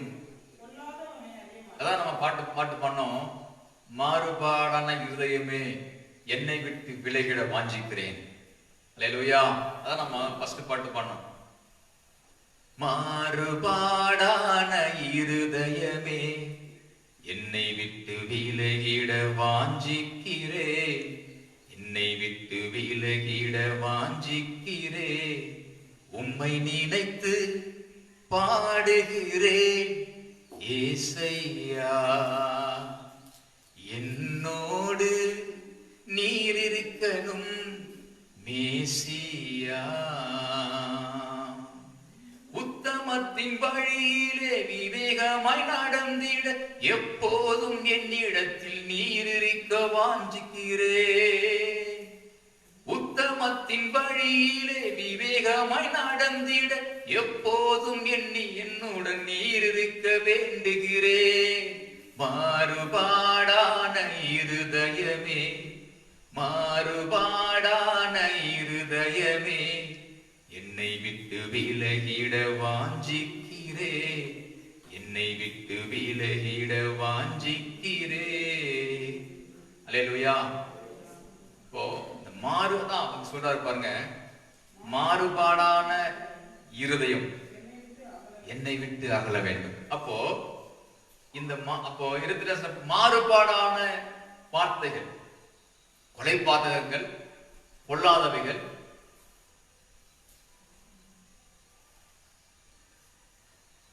கலக்கம் நிறைந்த மாறுபாடான இருதயம். அல்லேலூயா. மனுஷனுடைய இருதயத்துல மாறுபாடுகள், அதாவது நம்ம ஏதோ நினைச்சதெல்லாம் பேசுறது, மாத்தி மாத்தி பேசுறது. நேத்து இப்படி பேசுறீங்க, இன்னைக்கு இப்படி பேசுறீங்களே, நேத்து சொன்ன இன்னைக்கு அது இல்லை, சில சொல்லவே இல்லை, அதனாலதான் இன்னைக்கு செல்போன் ரெக்கார்டா பண்ணிடுறாங்க.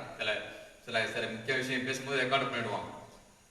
நான் சொல்லவே இல்லையே, சொல்லவே இல்லையா, இத பாருங்க, நீங்க சொன்னீங்க பாத்தீங்களா. மாறுபாடான இருதயம். அல்லேலூயா. மாறுபாடான இருதயம் மனுஷனுடைய வாழ்க்கையில மனுஷனுடைய இயல்பு. ஆனா இது அப்படியே மாறிடாது. ஒவ்வொரு நாளும் இதை எப்படி ரத்தம் சுத்திகரித்துக் கொண்டிருப்பது போல, இருதயம் சுத்திகரித்திருப்பது போல ஒவ்வொரு நாளும் நம்மை கொஞ்சம் கொஞ்சமாய் நம்மை மாற்றிக்கொண்டே இருக்கும் பொழுது மாறுபாடான இருதயம் முற்றிலுமாக மாற ஆரம்பிக்கும். கையை உயர்த்தி ஆமே சொல்லுங்க. ஒரு கலைஞர் தட்டி ஆமே சொல்லுவோம். மாறுபாடான இருதயம். லூக்கா சுவிசேஷம் 24ஆம் அதிகாரம் 38ஆம் வசனம் வாசிக்கலாம். லூக்கா சுவிசேஷம் 24ஆம் அதிகாரம் 38ஆம் வசனம். அவர் அவர்களை நோக்கி, நீங்கள் ஏன் கலக்கம் நிறைந்த இருதயம், நீங்கள் ஏன் கலங்குகிறீர்கள்? சந்தேகம் நிறைந்த இருதயம். 24:38 மீண்டும் படிங்க. அவர் இயேசு நம்முடைய சீசர்களை நோக்கி சொல்றாரு, அப்போ இருதயத்திலே கலக்கம், பலவிதமான காரியங்களை குறித்து, பலவிதமான யோசனைகளை குறித்து, எதிர்காலங்களை குறித்து, அடுத்த எல்லைக்குள் நாம் எப்படி போவது என்று ஒரு கலக்கம். இன்றைக்கு உலகம் முழுவதிலேயும் மிகப்பெரிய கலக்கம் காணப்படுகிறது. எல்லா துறையிலையும் கலக்கம் காணப்படுகிறது. அரசாங்கமா இருந்தாலும் அல்லது தனியா நிறுவனங்களமா இருந்தாலும், ஒரு சின்ன கடை வைத்தாலும் கூட, ஒரு சின்ன நபரு கூட இன்றைக்கு கலக்கம் காணப்படுகிறது. நாளைக்கு எப்படி செயல்படுமா, நாளைக்கு கடை வைக்க முடியுமா, நாளைக்கு இந்த காரியம் நடக்குமா? ஒவ்வொரு நாளும் நிலையற்ற வாழ்க்கையாக, நிறையில்லாத வாழ்க்கையாக, கலக்கம் நிறைந்த வாழ்க்கையாக இன்றைக்கு நாம் வாழ்ந்து கொண்டிருக்கிறோம். இதுவரை இல்லாத அளவிற்கு கொரோனா வைரஸ் மக்களை கலங்கடித்துக் கொண்டிருக்கிறது. எதையும் சரியாக செய்ய முடியவில்லை. இன்னைக்கு சென்னையில பார்த்தோம்னா தொடர்ந்து லாக்டவுன். சென்னையில 30ஆம் தேதி வரைக்கும், இந்த மாசம் முழுவதும் லாக்டவுன் சென்னையில மட்டும். சென்னை சுற்றி ஒரு 4 மாவட்டங்களிலே கலக்கம். மக்களுக்கு என்னவென்று புரியவில்லை. அப்போ இந்த கலக்கம் நிறைந்த இருதயம். கண்மான தேவ பிள்ளைகளே, ஒருவேளை நீங்க பார்த்து கொண்டிருக்கிற நீங்கள், இதை கேட்டுக்கொண்டிருக்கிற நீங்கள், உங்க வாழ்க்கை ஏதோ ஒரு கலக்கம் இருந்து அது நிமித்தமாக தூக்கம் இல்லாம யோசனை பண்ணி சிலருக்கு இந்த கலக்கம் அதிகமாக யோசிக்க பிரஷர் அதிகமாயிடும். அதிகமாவி ஒரு மயக்க மாதிரி ஒரு மாதிரியா வந்துடும் அவங்களுக்கு. என்ன என்ன பண்றதுன்னு எனக்கு புரியாது, என்ன செய்யறது தெரியாது. யோசிக்க இங்க உள்ளது அப்படியே நம்ம ரத்தம் அந்த ஒரு மாதிரி ஆயிடும், பிரஷர் அதிகமாயிடும். தேவ பிள்ளைகளே, உன் வாழ்க்கையில கர்த்தர் நிச்சயமாகவே அற்புதம் செய்ய முடியும். கலக்கத்தை மாற்றுவார். ஏன் கலைஞர் நம்ம என்ன செய்ய போகிறோம்? வேதப்படி நம்ம என்ன செய்ய போகிறோம்? நடக்கிறது நடந்துதான் தீரும். நிச்சயமாகவே கர்த்தர் உங்களை ஆசீர்வதிப்பார். கலங்கிறதுனால நம்ம ஒரு ஒன்னு நினைச்சு அதை நினைச்சு யோசிக்கிறதுனால யாராவது வந்து கொடுத்துருவாங்களா? இல்ல. கலக்கத்தை மாற்றக்கூடிய ஒருவர் இறைவன் மட்டுமே. கையத்தடி ராமே சொல்ல போறோம். நம்மளை யோசிச்சு நம்ம பலவத்தை யோசிச்சு நம்மளை உடம்பை கெடுத்து கொண்டு இருப்பதை விட அந்த கலக்கத்தை மாற்றுகிற இறைவனிடத்திலே இயேசுவிடத்திலே ஆண்டவரை சரணடையும் பொழுது, இந்த இருதயத்தை ஒப்படைக்கும் பொழுது நிச்சயமாகவே கலக்கத்தை கர்த்தர் மாற்றுவார். இருதயத்திலே காணப்படுகிறது கலக்கம். அடுத்ததாக உங்கள் இருதயங்களில் சந்தேகங்கள். இது மிகப்பெரிய ஒரு சந்தேக பேய். குடும்பத்துல மத்த கலக்கத்தை கூட கொஞ்சம் சமாளிச்சிடலாம். சந்தேகம் என்ற ஒன்று வந்துடுச்சுன்னு சொன்னா அதுல இருந்து மீள்றதே கஷ்டம், சாகிற வரைக்கும். அந்த மனுஷனை பத்தி எப்ப தெரியும்னா செத்த பிறகுதான் வீட்டுக்காரனை பத்தி தெரியும். அவர் எப்படி வாழ்ந்த அடுத்தவங்க சொல்லும்போதுதான் தெரியும். குடும்பத்தோடு வாழும்போது அந்த மனைவிக்கு தெரியாது அவரை பத்தி, அந்த கணவனுக்கு அந்த மனைவி பத்தி தெரியாது, வாழும்போது தெரியாது. என்றைக்கு அந்த கணவன் அல்லது மனைவி செத்த பிறகுதான் மற்றவங்க சொல்லுவாங்க, உங்க மனைவி இப்படிப்பட்டவங்க, உங்க மனைவி தங்கமானவங்க, உங்க மனைவி அன்புள்ளவங்க, உங்க மனைவி இறக்குறம் உள்ளவங்க. மற்றவங்க சொல்லும்போதுதான் என்னுடைய மனைவியை பத்தி எனக்கு தெரியும். அதே போல நான் மரித்த பிறகுதான் என்னை பத்தி மற்றவங்க சொல்லுவாங்க, இவன் எப்படி வாழ்ந்தான், இப்படி இருந்தான், இப்படி என்று நல்லதா சொன்னால்தான் நல்லா இருப்பாங்க, கெட்டதான் கெட்ட சொல்லுவாங்க. அப்பதான் மனைவிக்கு எப்போ உண்மை தெரியும், கடமை தெரியும், செத்த பிறகுதான் தெரியும். சந்தேகம், குடும்பத்திலே சந்தேகம் வருமானால் அந்த குடும்பத்திலே நிம்மதி இழக்க நேரிடும், குடும்பத்திலே அமைதி இழக்க நேரிடும், குடும்பம் முன்னேற்றத்தில் வர முடியாது. ஏதோ ஒன்றை இழந்து போய் கொண்டே இருக்கும் நம்ம அறியாமலேயே. பிள்ளைகளை குறித்து ஒரு சந்தேகம், பெற்றோரை குறித்து ஒரு சந்தேகம், யாரை பார்த்தாலும் சந்தேகம். இந்த சந்தேகம் கொடுப்பது பிசாசுடைய வேலை. ஏன்னா ஆதியாகமம் 3ஆம் அதிகாரத்திலே சந்தேகத்தை ஃபர்ஸ்ட் அவன் ஆரம்பிச்சான். தேவனோடு இருந்த ஆதாம் ஏவாள், தேவனோடு வாழ்ந்தவர்கள், இருதயம் சுத்தமா இருந்துச்சு. அவங்க இருதயம் ரொம்ப சுத்தமா இருந்தது, அழகா இருந்துச்சு. தேவனை பார்த்தாங்க, ஆராய்ச்சாங்க, துதிச்சாங்க, வாசம் பண்ணாங்க. ஆனா அவன் சந்தேகத்தை ஏற்படுத்தினான். அந்த சந்தேகத்துக்கு காரணமா இருந்தவங்க ஏவாள். சந்தேகத்தை ஏற்படுத்தினா சொன்னது உண்டோ, முதல்ல உண்டோ என்று ஆரம்பிச்சான். கடைசியிலே நிலைமையானது என்ன தெரியுமா? ஆவிக்குரிய மரணம் அவங்களுக்கு ஏற்பட்டது. மரணம் என்றால் அவங்க செத்துக்கல, தேவனோடு உள்ள உறவை இழந்து போனாங்க. அவங்க வாழ்க்கையானது சின்னாப்பினாக மாறியது. அவங்க வாழ்க்கையானது தேவனோடு இருந்த அன்பு, உறவு, ஐக்கியம், நிம்மதி, பாதுகாப்பு, தேவ பிரசன்னம் எல்லாத்தையும் இழந்து அவங்க முள்ளும் வேதனையும் நிறைந்த இடத்துக்கு போயிட்டாங்க. தேவன் அனுப்பிச்சிட்டார். காரணம் என்ன? தேவன் சொன்னது உண்டோ என்ற ஒரு சந்தேகத்தை எழுப்பினா பிசாசு. அந்த சந்தேகத்துல குடும்பமே காலி ஆயிடுச்சு. அன்பு தேவ பிள்ளைகளே, உன் குடும்பத்தை காலி பண்றதுக்கு, உன் குடும்பத்தை வீணாக்குவதற்கு பிசாசு கொண்டுகிற ஒரு மிகப்பெரிய ஆயுதம் சந்தேகம். அப்ப எங்க தோன்றது? இதயத்தை தோன்றுகிறது. இதை பார்க்க முடியுமா? ரத்தத்தை பார்க்கலாம், இதயத்தை பார்க்கலாம், சதையை பார்க்கலாம், மற்ற எல்லாத்தையும் பார்க்கலாம். ஆனா இதயத்தை, சந்தேகத்தை யாரும் பார்க்க முடியுமா? எங்கே தோன்றுகிறது? ஒருவேளை இதை பார்த்துக் கொண்டிருக்கிற உங்க வாழ்க்கையிலே, கேட்டுக்கொண்டிருக்கிற உங்க வாழ்க்கையிலே சந்தேகம் என்ற அந்த பிசாசுடைய வல்லம் இருக்குமானால் இன்றைக்கு அது நீங்கும் பொழுது உங்கள் இருதயத்தை, சுத்தமான இருதயத்தை கர்த்தர் மாற்றுவார். கையை விட்டு ஆமென் சொல்லுங்க. அல்லேலூயா, அல்லேலூயா. கண்மான தேவ பிள்ளைகளே, ஆண்டவர் நம்மை ஆசீர்வதிப்பாராக. கர்த்தருக்கு மகிமை உண்டாகட்டும். மனுஷனுக்கு தோன்றி நிறைய விஷயம் இருக்கு. கர்த்தர் நம்மை ஆசீர்வதிப்பார், ஆண்டவருக்கு மகிமை. அவர் அவரை நோக்கி, நீங்கள் ஏன் கலக்கம் காணப்படுகிறது? உங்கள் இருதயங்களிலே சந்தேகங்கள் எழும்புகிறது என்ன? உயிர்த்தெழு இயேசுவை என்ன பண்ண சந்தேகப்பட்டான் தோமா. ஆண்டவரே, நான் அவரை அந்த இயேசு சொல்றான் உயிர்த்ததானே? இல்லைங்க, நான் அவரை வேளாமல கையை போட்டு பார்த்தாதான், அந்த காயத்தை கையை போட்டு பார்த்தாதான் நம்புவேன். அப்படிப்பட்ட ஒரு மனுஷனாய் வாழ்ந்தார். கர்த்தர் அவர் சந்தித்தார். இன்றைக்கு சந்தேகப்படுகிற கணவனை குறித்து, மனைவி குறித்து, பிள்ளை குறித்து நீங்க சந்தேகப்படுற யாரா இருந்தாலும் இன்றைக்கு தேவன் உங்களோட பேசிக் கொண்டிருக்கிறார். இன்றைக்கு மாறவில்லை என்றால் வாழ்க்கையானது மிகுந்த வேதனைகளை காணப்பட நேரிடும். கையோடு தாமே சொல்ல போறான். ஹல்லேலூயா, ஹல்லேலூயா. கையை உயர்த்தி தாமே சொல்ல போறான். ஹல்லேலூயா. கர்த்தருக்கு மகிமை உண்டாவதாக. அடுத்ததாக மார்க்கு சுவிசேஷம் 3ஆம் அதிகாரம் 5ஆம் வசனத்தை வாசிக்கலாம். மார்க்கு சுவிசேஷம் 3ஆம் இருதயத்தை காணப்பட்ட சில காரியங்களை பார்த்துட்டு நாம் கர்த்தருக்கு மகிமை செலுத்த போறோம். கர்த்தர் நம்மை ஆசீர்வதிப்பாராக. மார்க்கு சுவிசேஷம் 3ஆம் அதிகாரம் 5ஆம் வசனம். இருதயத்திலே காணப்படுகிறது கடினம். அல்லேலூயா. கடினமான இருதயம். மனுஷனுடைய வாழ்க்கை அந்த இருதயம் சொல்லுவாங்க, உங்களுக்கு வந்து ஒரு இலகிய மனசே இல்லையா, உங்களுக்கு ஒரு இலகிய மனசே இல்லையா, கடினமா இருக்கிறீங்களே. கடினம் ஒரு சொல்லுவாங்க, என்ன பேச கல்லு மனுஷனா, கல்லு மாதிரி உட்கார்ந்துருக்கீங்க, கல்லு மனுஷன் மாதிரி இருக்கிறீங்க, கல்லா இருக்கிறீங்க. கடினம் இருதயத்துல. அல்லேலூயா. அந்த கடினமான இருதயத்தை எல்லாம் கர்த்தர் ஒரு சதையை போல மாற்ற அவர் விரும்புகிறார்.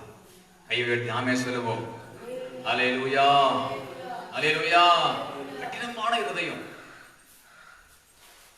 இந்த கடினமான இருதயம் தான் இயேசு வெண்மையா மாத்த விரும்புறார்.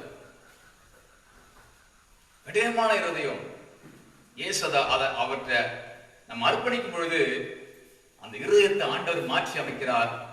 சதையான ஒரு வெண்மையா இருதயம். தேங்காய் எடுத்துங்க, ஒரு தேங்காய், ஒரு முழு தேங்காய் மட்டும்தான் கீழே விழுந்தா ஒரு முழு தேங்காய். அது பார்த்தா அந்த மேல அந்த மட்டை எப்படி இருக்கும், பார்த்தா கடினமா இருக்குமா தெரியும். ஆனா அதை உரிச்சியா என்ன பண்ண அப்படியே அழகா வந்துட்டே இருக்கு. தான் மனுஷன் தேங்காயை போலதான் மனுஷனுடைய இந்த முழு தைரம். அந்த தேங்காவை நீங்க எடுத்துட்டு பிறகு அது சின்ன சின்ன நார்கள் இருக்கும். அந்த சின்ன சின்ன நார் தான் அந்த அங்கங்கே அலைப்பாய்கிற மனது, அலைப்பாய்கிற எண்ணங்கள், அலைப்பாய்கிற அந்த மனுஷனுடைய அந்த இருதயம். அந்த நாரதை கொஞ்சம் எடுத்துன்னு சொன்னா சரியான ஓடு இருக்கும். அதான் மனுஷனுடைய இருதயம். கடினமான இருதயம். ஓடு பார்த்தா கடினமா இருக்குமா தெரியும். ஆனா ஒரு கத்தியா ஒரு சின்ன தட்டு தட்டினா போதும், அந்த அந்த கடினமான அந்த தேங்காய் அந்த ஓட்டுல தட்டினோம்னா நீங்க பாத்தீங்கன்னா உடைஞ்ச உடனே முதலாவது அந்த கடினமான இருதயம் உடைஞ்சி அந்த தேங்காய் தண்ணி கீழே வர ஆரம்பிச்சிடும். அப்ப கடினமான இருதயத்துல தெய்வம் வாசம் பண்ணும் பொழுது, தெய்வம் நமக்குள்ளாய் வரும் பொழுது, தெய்வத்துடைய ஆசீர்வாதம் நமக்குள்ளாய் வரும் பொழுது, தெய்வத்தை விட்டு கொடுக்கும் பொழுது நம்முடைய வாழ்க்கையில கண்ணீர், வேதனை, அழுகை தேவனுக்கு ஒப்பு கொடுக்கும் பொழுது ஆண்டவர் நம்மை அந்த அழுகை ஆண்டவர் என்னை மன்னிங்க, அந்த தாவீது அழுகிறார், என்னை மன்னிங்க ஆண்டவர், சுத்திகரிக்க ஆண்டவர் அழுகிறார். கர்த்தர் அந்த கடினமான இதயத்தை உடைச்சி சதையாய் கர்த்தர் மாத்துகிறார். அல்லேலூயா. ஆண்டவருக்கு அண்ணால் ஆலயத்தில் போய் மனம் கசந்து அழுகிறாங்க. 1 சாமுவேல் நம்ம வாசிக்கிறோம். மனம் கசந்து அழுகுறாங்க. மனம் கசந்து எப்படி அந்த தேங்காய் உடைச்ச தண்ணி முன்ன வருது போல மனம் கசந்து அழுகுறாங்க. அப்ப ஆண்டவர் அந்த அழுகையை பார்த்தார், உள்ளத்திலே ஒரு சமாதானம் கொடுத்தார். அல்லேலூயா. தேங்காய் உடைச்சோட தண்ணி வருது, 2 பக்கம் திருப்பினா 2 பக்கமும் ஒரு வெண்மை வெண்மை வெண்மை. அவ்வளவு வெளியேறு தேங்காய் இருக்கும். அவ்வளவு அந்த துணி துவைச்சா கூட சோப் போட்டு அல்லது சர்ப்பு போட்டு என்னதான் வெண்மையா அந்த துவைச்சா கூட அந்த அழுக்கு சில அழுக்கு இருக்கும், வெண்மையாகாது. ஆனா தேங்காயோட அவ்வளவு பாத்தீங்கன்னா மட்டை பார்த்தா கருப்பா இருக்கும், மட்டை பார்த்தா சகப்பா இருக்கும், ஓடு பார்த்தா வித்தியாசமா இருக்கும், என்னென்னமா இருக்கும். ஆனா உடைச்சா பார்த்தா அவ்வளவு வெண்மையா இருக்கும். பார்ப்பதற்கு மிக அழகா இருக்கு. உயர்த்தாமே சொல்லுங்க. அல்லேலூயா. அவ்வளவு வெண்மையா இருக்கும். அது எவ்வளவு தேங்காய் அவ்வளவு உடம்புக்கு நல்லது. அவளுக்கு காசு தேங்காய் உடம்புக்கு நல்லது. கர்ம தேவ பிள்ளைகளே, அப்ப கடினமான இருதயத்தை தேவனிடத்திலே அர்ப்பணிக்கும் பொழுது தேங்காய் அந்த உடைக்கிற நபத்தை ஒப்படைச்சாதான், அது உடைஞ்சாதான், தண்ணி வந்தாதான் வெள்ளையா மாற முடியும். இல்ல நான் உடைய மாட்டேன் அப்படின்னா வெள்ளையா மாற முடியாது. அப்ப கடினமான இருதயத்தை தேவனிடத்திலே அர்ப்பணிக்கும் பொழுது, தேவனை தேடும் பொழுது கடினமான இருதயத்தை கர்த்தர் மாற்றி ஒரு சதையான இருதயமாக, தேவன் நம்புகிற இருதயமாக கர்த்தர் மாற்ற. கையை தட்டி கர்த்தருக்கு ஸ்தோத்திரம் பண்ணுவோம். லூக்கா சுவிசேஷம் 21ஆம் அதிகாரம் 26ஆம் வாசி. லூக்கா 21:26.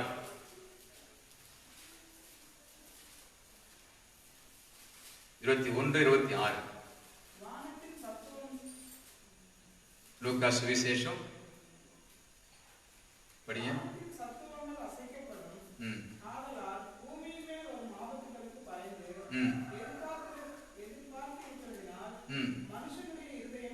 மனுஷனுடைய இருதயங்கள் சோர்ந்து போக இருதயம். சாதாரண விஷயம் சோர்ந்து போயிடுவான்.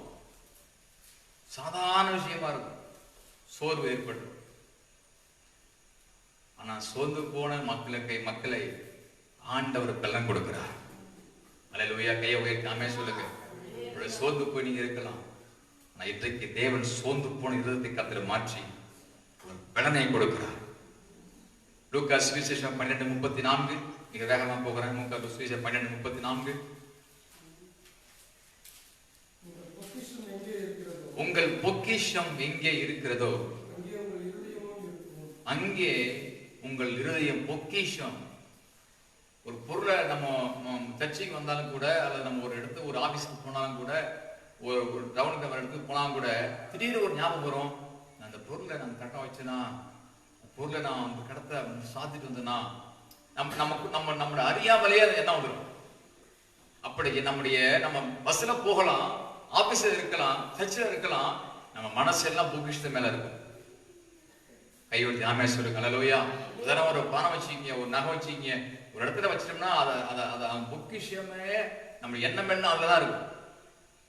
அந்த பொக்கிஷம் எங்கே இருக்கிறதோ அங்கே இருதயம் என்ன பண்ணுமா, அங்க இருக்குன்னு சொல்றாரு. அப்போ நம்முடைய பொக்கிஷம் ஆண்டவர் இயேசு கிறிஸ்து. அவர்தான் நமக்கு பொக்கிஷம்.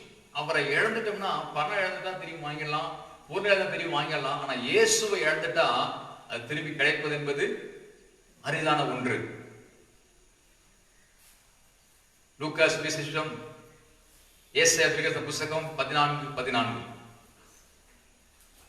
இருதயத்திலே பெருமை எண்ணம் வந்தது, மேட்டிமை எண்ணம் வந்தது. நான் மேகங்களுக்கு மேலாக உன்னதங்களுக்கு ஏறுவேன், உன்னதமானவருக்கு ஒப்பாவேன் என்று நீ உன் இருதயத்திலே சொன்னாயே. அல்லேலூயா.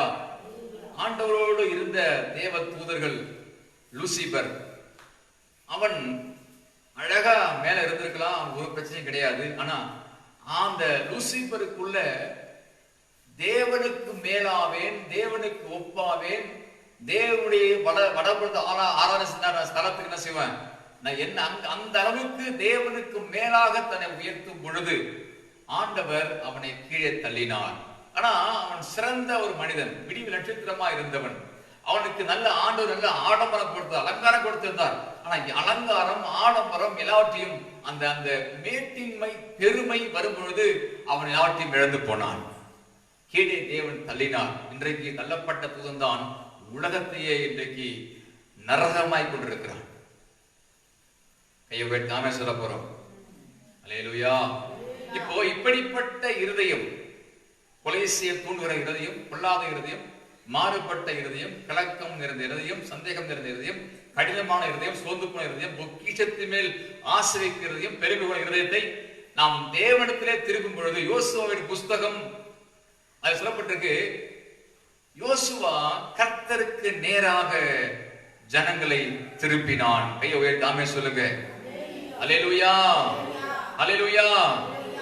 யோசுவா 24ஆம் அதிகாரம் 23 வாசிக்கும் பொழுது, அப்பொழுது அவன், அப்படியானால் இப்பொழுது உங்கள் நடுவே இருக்கிற அந்நிய தேவர்களை அகற்றி விட்டு உங்கள் இருதயத்தை இஸ்ரவேலின் தேவனுக்கு, தேவனாய கர்த்தருக்கு நேராக திரும்புங்கள். அப்ப இந்த இருதயத்தை, இப்படிப்பட்ட இருதயத்தை கர்த்தருக்கு நேராக, தெய்வத்திற்கு நேராக நாம் திரும்பும் பொழுது இருதயத்தை கர்த்தரை மாற்றி அமைக்கிறார்.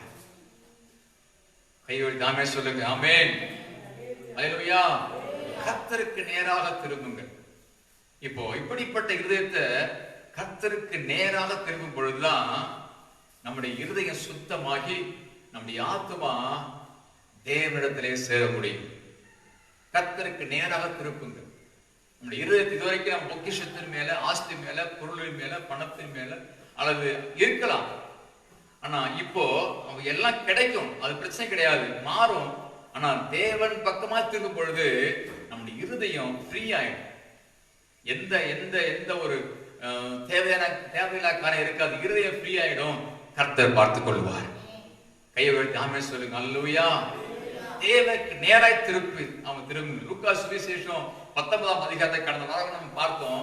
அங்கே சகலின் ஒரு மனுஷன் இருந்தான். அவன் ஆண்டவரை பார்ப்பதற்கு ஆசையா இருந்தான்.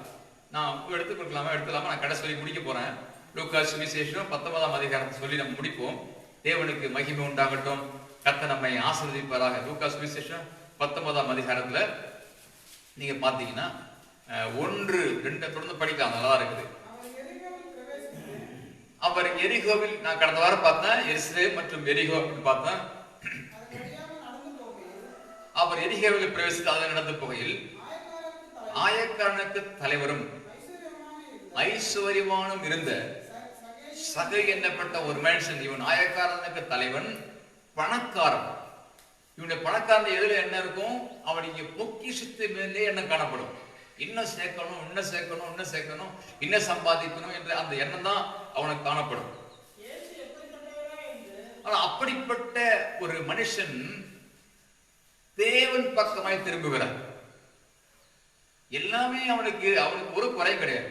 ஆனா என்ன, கொஞ்சம் குள்ள மனுஷனா இருப்பான், அவ்வளவுதான். குள்ள மனுஷனா இருப்பான். ஆனா அவனுக்கு புராணத்துல குறை கிடையாது, அழகுல குள்ளதான். ஆனா மற்ற எதிரியும் அவன் குறைந்தன்னு சொல்ல முடியாது.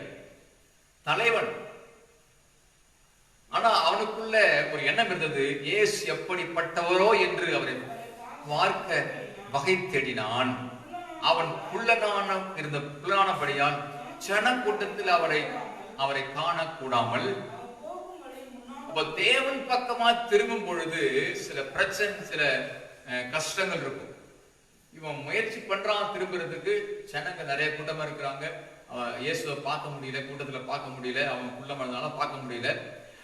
ஆனா அதை அப்ப விட்டுல, அவன் முயற்சியை விட்டு விடலை. மீண்டும் மீண்டும் முயற்சிக்கிறான், யோசிக்கிறான். சரி, நம்ம இயேசு இப்படித்தானே வருவார்னு வேற வழியா அவங்க போய் அவன் என்ன பண்றான்? அவன் முயற்சியை பாருங்க. அவர் போகும் வழியில் முன்னாக ஓடி அவரை பார்க்கும்படி ஒரு காட்டத்தி மரத்திலே ஏறினான். அது ஒரு சாதாரண முள்ளா இருக்கும், முள்ளு நிறைந்த மரம். இருதயத்தை தேவன் பக்கமா திருப்பும் பொழுது அதுல கஷ்டங்கள் இருக்கு, அதுல பாடுகள் இருக்கு, அதுல பிரச்சனை இருக்கு. ஆனாதான் இன்னைக்கு தச்சுக்காங்க வரணும். அந்த பிரச்சனை இருக்கு, இந்த பிரச்சனை இருக்கு, அது இருக்கு. ஜோமன் சொல்லுவீங்க, பாட்டு பாடுன்னு சொல்லுவீங்க, உண்மையா இருக்குன்னு சொல்லுவீங்க, பரிசுத்தமா இருக்குன்னு சொல்லுவீங்க. நீங்க அப்படிலாம் சொல்லிட்டு இருப்பீங்க. நமக்கு இந்த வேண்டாங்க, நான் இங்க ஓடி பிரயாணம் பண்றது. நம்ம இயேசுவை அறியாமலே மக்கள் நிறைய வாழ்ந்துட்டு இருக்கிறாங்க. தச்சு வந்தா அப்படி இருக்கணும், கட்டுப்பாடு இருக்கு, அது இருக்கு, இது இருக்கு அப்படின்னு. இயேசு பிடிக்கும். ஆனா நான் ஆலயத்துல வர மாட்டேன், நான் கிறிஸ்துவ அந்த சேர மாட்டாங்க, ஏன்னா எனக்கு நல்லா முடியாதுங்க, நான் அது பண்றேன், இது பண்றேன் அப்படின்னு சொல்லுவாங்க. அப்ப இவனுக்கு அந்த எண்ணம் இருந்துச்சு. ஆனா ஒன்றுதான், தேவனுக்கு பக்கமா திரும்பும் பொழுது நிறைய விஷயங்களை அவன் விட்டு கொடுக்கணும். மேல ஏறுறான், முள்ளு கிழிக்குது, ரத்தம் வருது, கையில காயம் வருது, வலி வருது. அப்ப தேவன் பக்கமா திரும்பும் பொழுது நிறைய பாடுகள், பிரச்சனை இருக்கும்.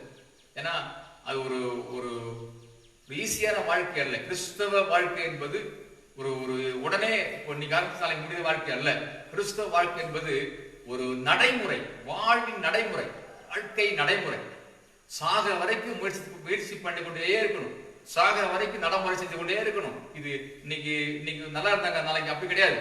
சாகிற வரைக்கும் அந்த மனுஷனுடைய வாழ்க்கையில அவன் நடைக்கும் வாழ்க்கை முறையே அப்படியே போய்கிட்டே இருக்கணும். அதான் கிறிஸ்துவ வாழ்க்கை. ஆனா கொஞ்சம் கஷ்டமான காரியம் தான். போய் சொல்ல முடியாது, திருட முடியாது, ஏமாற்ற முடியாது. நிறைய விஷயத்த நம்மளே பாதிக்கும்.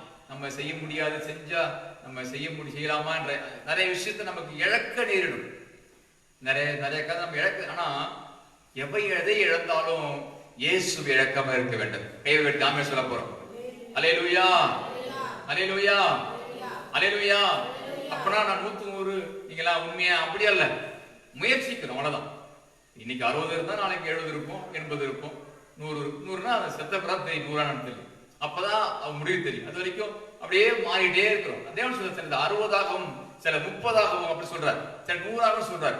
அப்போ கிறிஸ்துவ என்பது நடைமுறை வாழ்க்கையின் அந்த வாழ்ந்து கொண்டே இருக்கும் போதுதான் மாறிட்டு இருக்க வேண்டும். இப்போ இவன் நிறைய காரியத்தை அவன் இழக்கிறான், தன்னுடைய சரீரத்துல வேதனையை அனுபவிக்கிறான், முள்ளு அவனை குத்துது, அது காட்டு அத்தி மரம், ஒரு சீக்கிரம் ஏற முடியாத மரத்துல அதிலையும் முயற்சி பண்றான். அப்புறம் ஆனா அவனுடைய பிரயாசத்தை, அவனுடைய அந்த இருதயத்தை தேவன் பக்கமா திருப்புகிறதை இயேசு அறிந்திருக்கிறார். ஐயோ தாமே சொல்லுங்க அல்லேலூயா. இல்ல மற்ற யாரும் அதை கவனிக்கலீங்க, சீசை உடனே கவனிக்கல. ஆனா இயேசு கரெக்டா வந்தாரு. யாரோ ஒரு மனுஷன் ஏன் பக்கமா திரும்புறான், கையை தட்டி ஆமே சொல்ல போறோம். அல்லேலூயா அல்லேலூயா. யாரோ ஒரு மனுஷன் ஏன் பக்கம் திரும்ப முயற்சி பண்ணி கொண்டிருக்கிறான். எத்தனை லட்சக்கணக்கான மக்கள் இருக்கிறாங்க. இந்த லட்சக்கணக்கான மக்கள் யாரோ ஒரு மனுஷன் ஏன் பக்கமா திரும்புறான். இயேசு அங்க வந்த உடனே எல்லாம் போயிட்டா இருக்கிறாங்க. எல்லாருடைய பார்வை வேற மாதிரி இருந்தது, இயேசுடைய பார்வை மேல இருந்தது. காரணம் என்ன? என் பக்கமா திரும்ப ஒரு மனிதன் சகையில் இருக்கிறான். தேவன் சொல்றார். அப்புறம் அண்ணாந்து பார்த்து அவனை கண்டார். சகைவே, நீ சீக்கிரமா இறங்கி வா, இன்றைக்கு நான் உன் வீட்டிலே தங்க வேண்டும் என்றார். இருதயத்துல இது அவன் வீடா இருந்தாலும் கூட, ஆனா இப்போ நம்முடைய இருதயத்துல ஏன் சொல்றாரு, நாம இருதயமாக வீட்டுல தங்க வேண்டும். கையை தட்டி ராமே சொல்ல போறோம். அல்லேலூயா அல்லேலூயா. இருதயம் என்பது ஒரு வீடு. எப்படி அந்த வீட்டை பராமரிப்பது போல நம்ம இருதயத்தை பராமரிக்கும் பொழுது அந்த இருதயம் சுத்தமாய் மாறுகிறது. அவர் சொல்றார், நாம வீட்டை தங்க வேண்டும். அப்ப யாரோ ஒரு மனுஷன் மனம் திரும்ப முயற்சிக்கிற பொழுது ஆண்டவர் சொல்றாரு, நான் அங்க தங்க விரும்புறேன்னு சொல்றார். அப்போ அவன் சீக்கிரமா இறங்கி மகிழ்ச்சி, அவன் வாழ்க்கையில அவன் இருதயத்தை திருப்புகிற பொழுது மகிழ்ச்சி காணப்பட்டது. தேவ பிள்ளைகளே, உலகத்துல எவ்வளவுதான் நமக்கு அக்கிரமங்கள் பணம் நமக்கு வந்தாலும் கூட அது ஒரு சந்தோஷம் இருக்காது, அது ஒரு நிம்மதி இருக்காது. எவ்வளவு பொருள் நமக்கு சேர்த்து எத்தனையோ சேர்க்கிறாங்க, எவ்வளவு பேரு தவறான எத்தனையோ லஞ்ச பணங்கள், ஏமாற்றுகிற பணங்கள், எத்தனையோ கோடி எத்தனையோ சொல்லிட்டே போகலாம். ஆனா இப்ப லைவ்ல போய் சொல்ல முடியாது.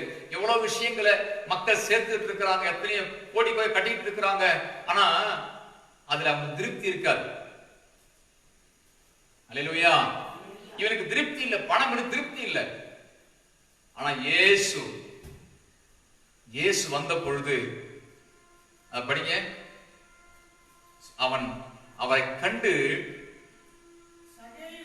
சகைவே சீக்கிரமா இறங்கி வா.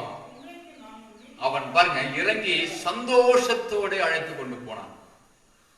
முறையா வாழ்க்கையில அந்த இருதயத்தை திரும்பும் பொழுது, இருதயத்தை தேவனை கொண்டு போகும்போது ஒரு சந்தோஷம் நிறைந்த ஒரு மனிதனை மாத்துகிறார். அப்புறம் எல்லாம் சொல்றாங்க, இவன் பாவி, அவன் அப்படி, இவன் எப்படி அப்படி குறை சொல்லிட்டு இருக்கிறாங்க, முறுமுறுத்துட்டு இருக்காங்க, மற்றவங்க பார்த்துட்டு இருக்காங்க. இப்ப 8 சகை நின்று கர்த்தரை நோக்கி மீண்டும் அவன் இருதயம் உடைந்து பாருங்க. மீண்டும் அவன் பாவத்தை அறிக்கை, ஆண்டவரே, என்னுடைய ஆஸ்திகளில் பாதியை ஏழைகளை கொடுக்கிறேன், நான் அநியாயமை வாங்கினதுண்டானால் நாளத்தனைய திரும்ப செலுத்துகிறேன் என்றான். இயேசு அவரை நோக்கி, இன்றைக்கு இந்த வீட்டிற்கு ரட்சிப்பு வந்தது, இவனும் ஆபிரகாமுக்கு குமாரனா இருக்கிறானே, இழந்து போனது தேடவும் ரட்சிக்கவுமே மனுஷகுமாரன் வந்து. கையை தட்டி ராமேஸ்வர போறான். அல்லேலூயா.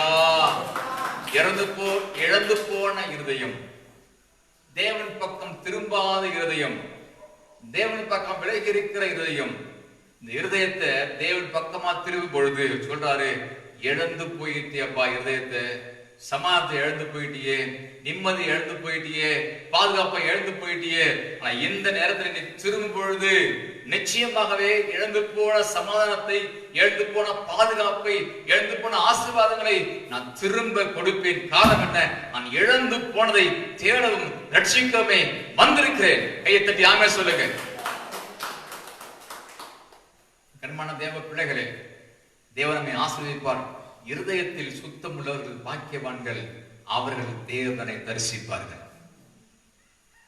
தேவனை தரிசிப்பதற்கு ஒரே காரியம்தான், நம்முடைய இருதயம் சுத்தமா இருந்தா, நம்முடைய கோயில் நம்முடைய உள்ள சுத்தமா இருந்தா, நிச்சயமாகவே இந்த கோயிலில கர்த்தர் வாழ்வார்.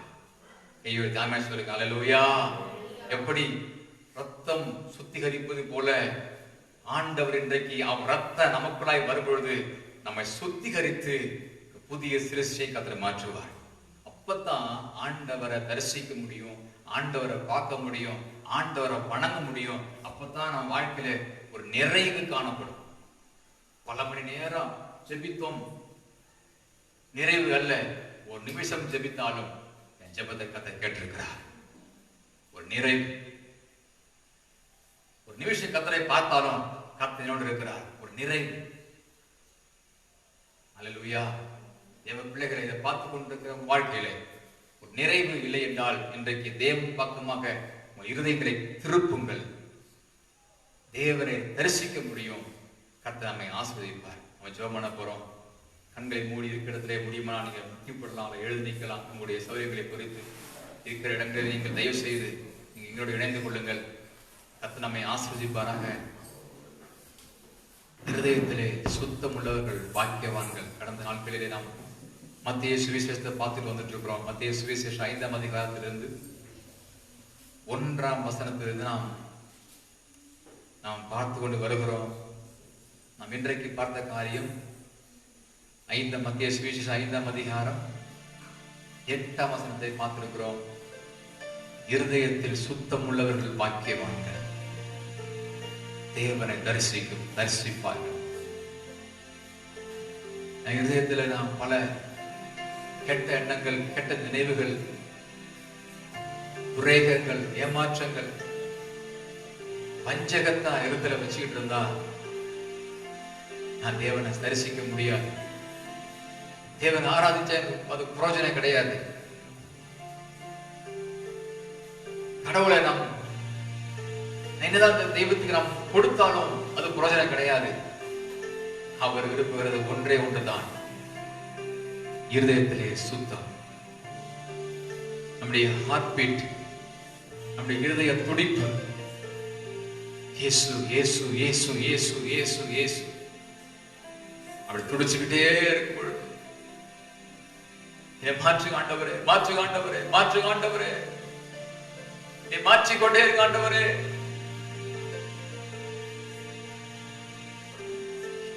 ஆண்டவரே, வாழ்வின் முறை ஒரு நாளிலே முடிவது அல்ல. வாழ்க்கை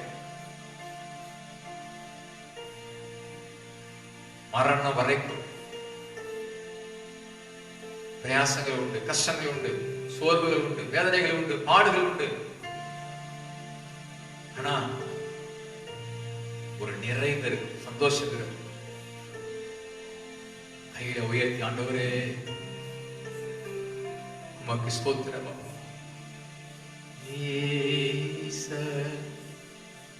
உம்மை நினைத்து பாடுகிறேன் ஏசையா, என்னோடு நீர் இருக்கணும் மேசியா, நீர் மட்டுமே போதுமையா, நிம்மதியாய் நான் வாழ்வேனையா, நிம்மதியாய் நான் வாழ்வேனையா. சகைவி நீங்க மட்டும் போதும் ஆண்டவரே, சொத்து வேண்டாம். மக்களுடைய ஏளனங்கள் அதினா கவனிச்சான் சகை, பரவாயில்ல ஆண்டவரே, நீங்க வந்தா அது போதும்.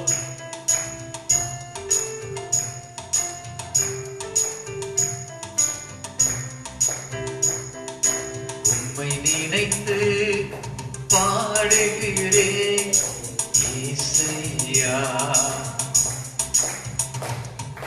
என்னோடு நீர் இருக்கணும் ஏசையா. உயர்த்தி நீர் மட்டுமே போதுமையா, வாழ்வேனையா, நிம்மதியாய் நான் வாழ்வேனையா.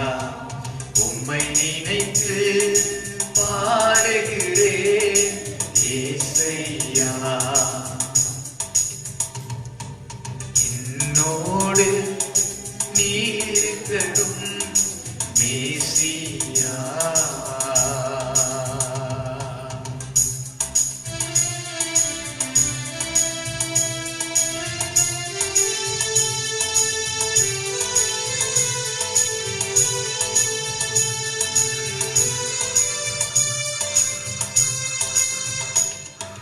பகலில் பறக்கும் அம்புக்கும் ஐயரே, இரவில் உண்டாகும் பயத்துக்கும் ராஜரே.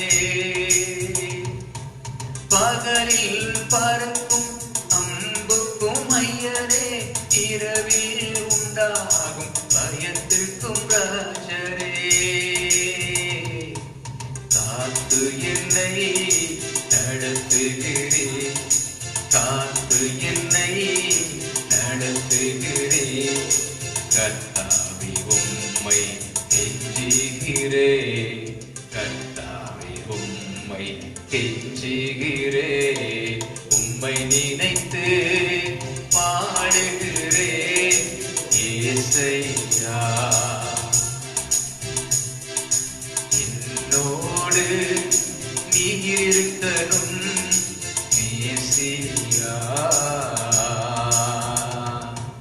நீர் மட்டும் எனக்கு போதுமையா, நிம்மதியாய் நான் வாழ்வேனையா, நிம்மதியாய் நான் வாழ்வேனையா. உம்மை நினைத்து ஏசையா. என்னோடு நீ இருக்கணும், என்னோடு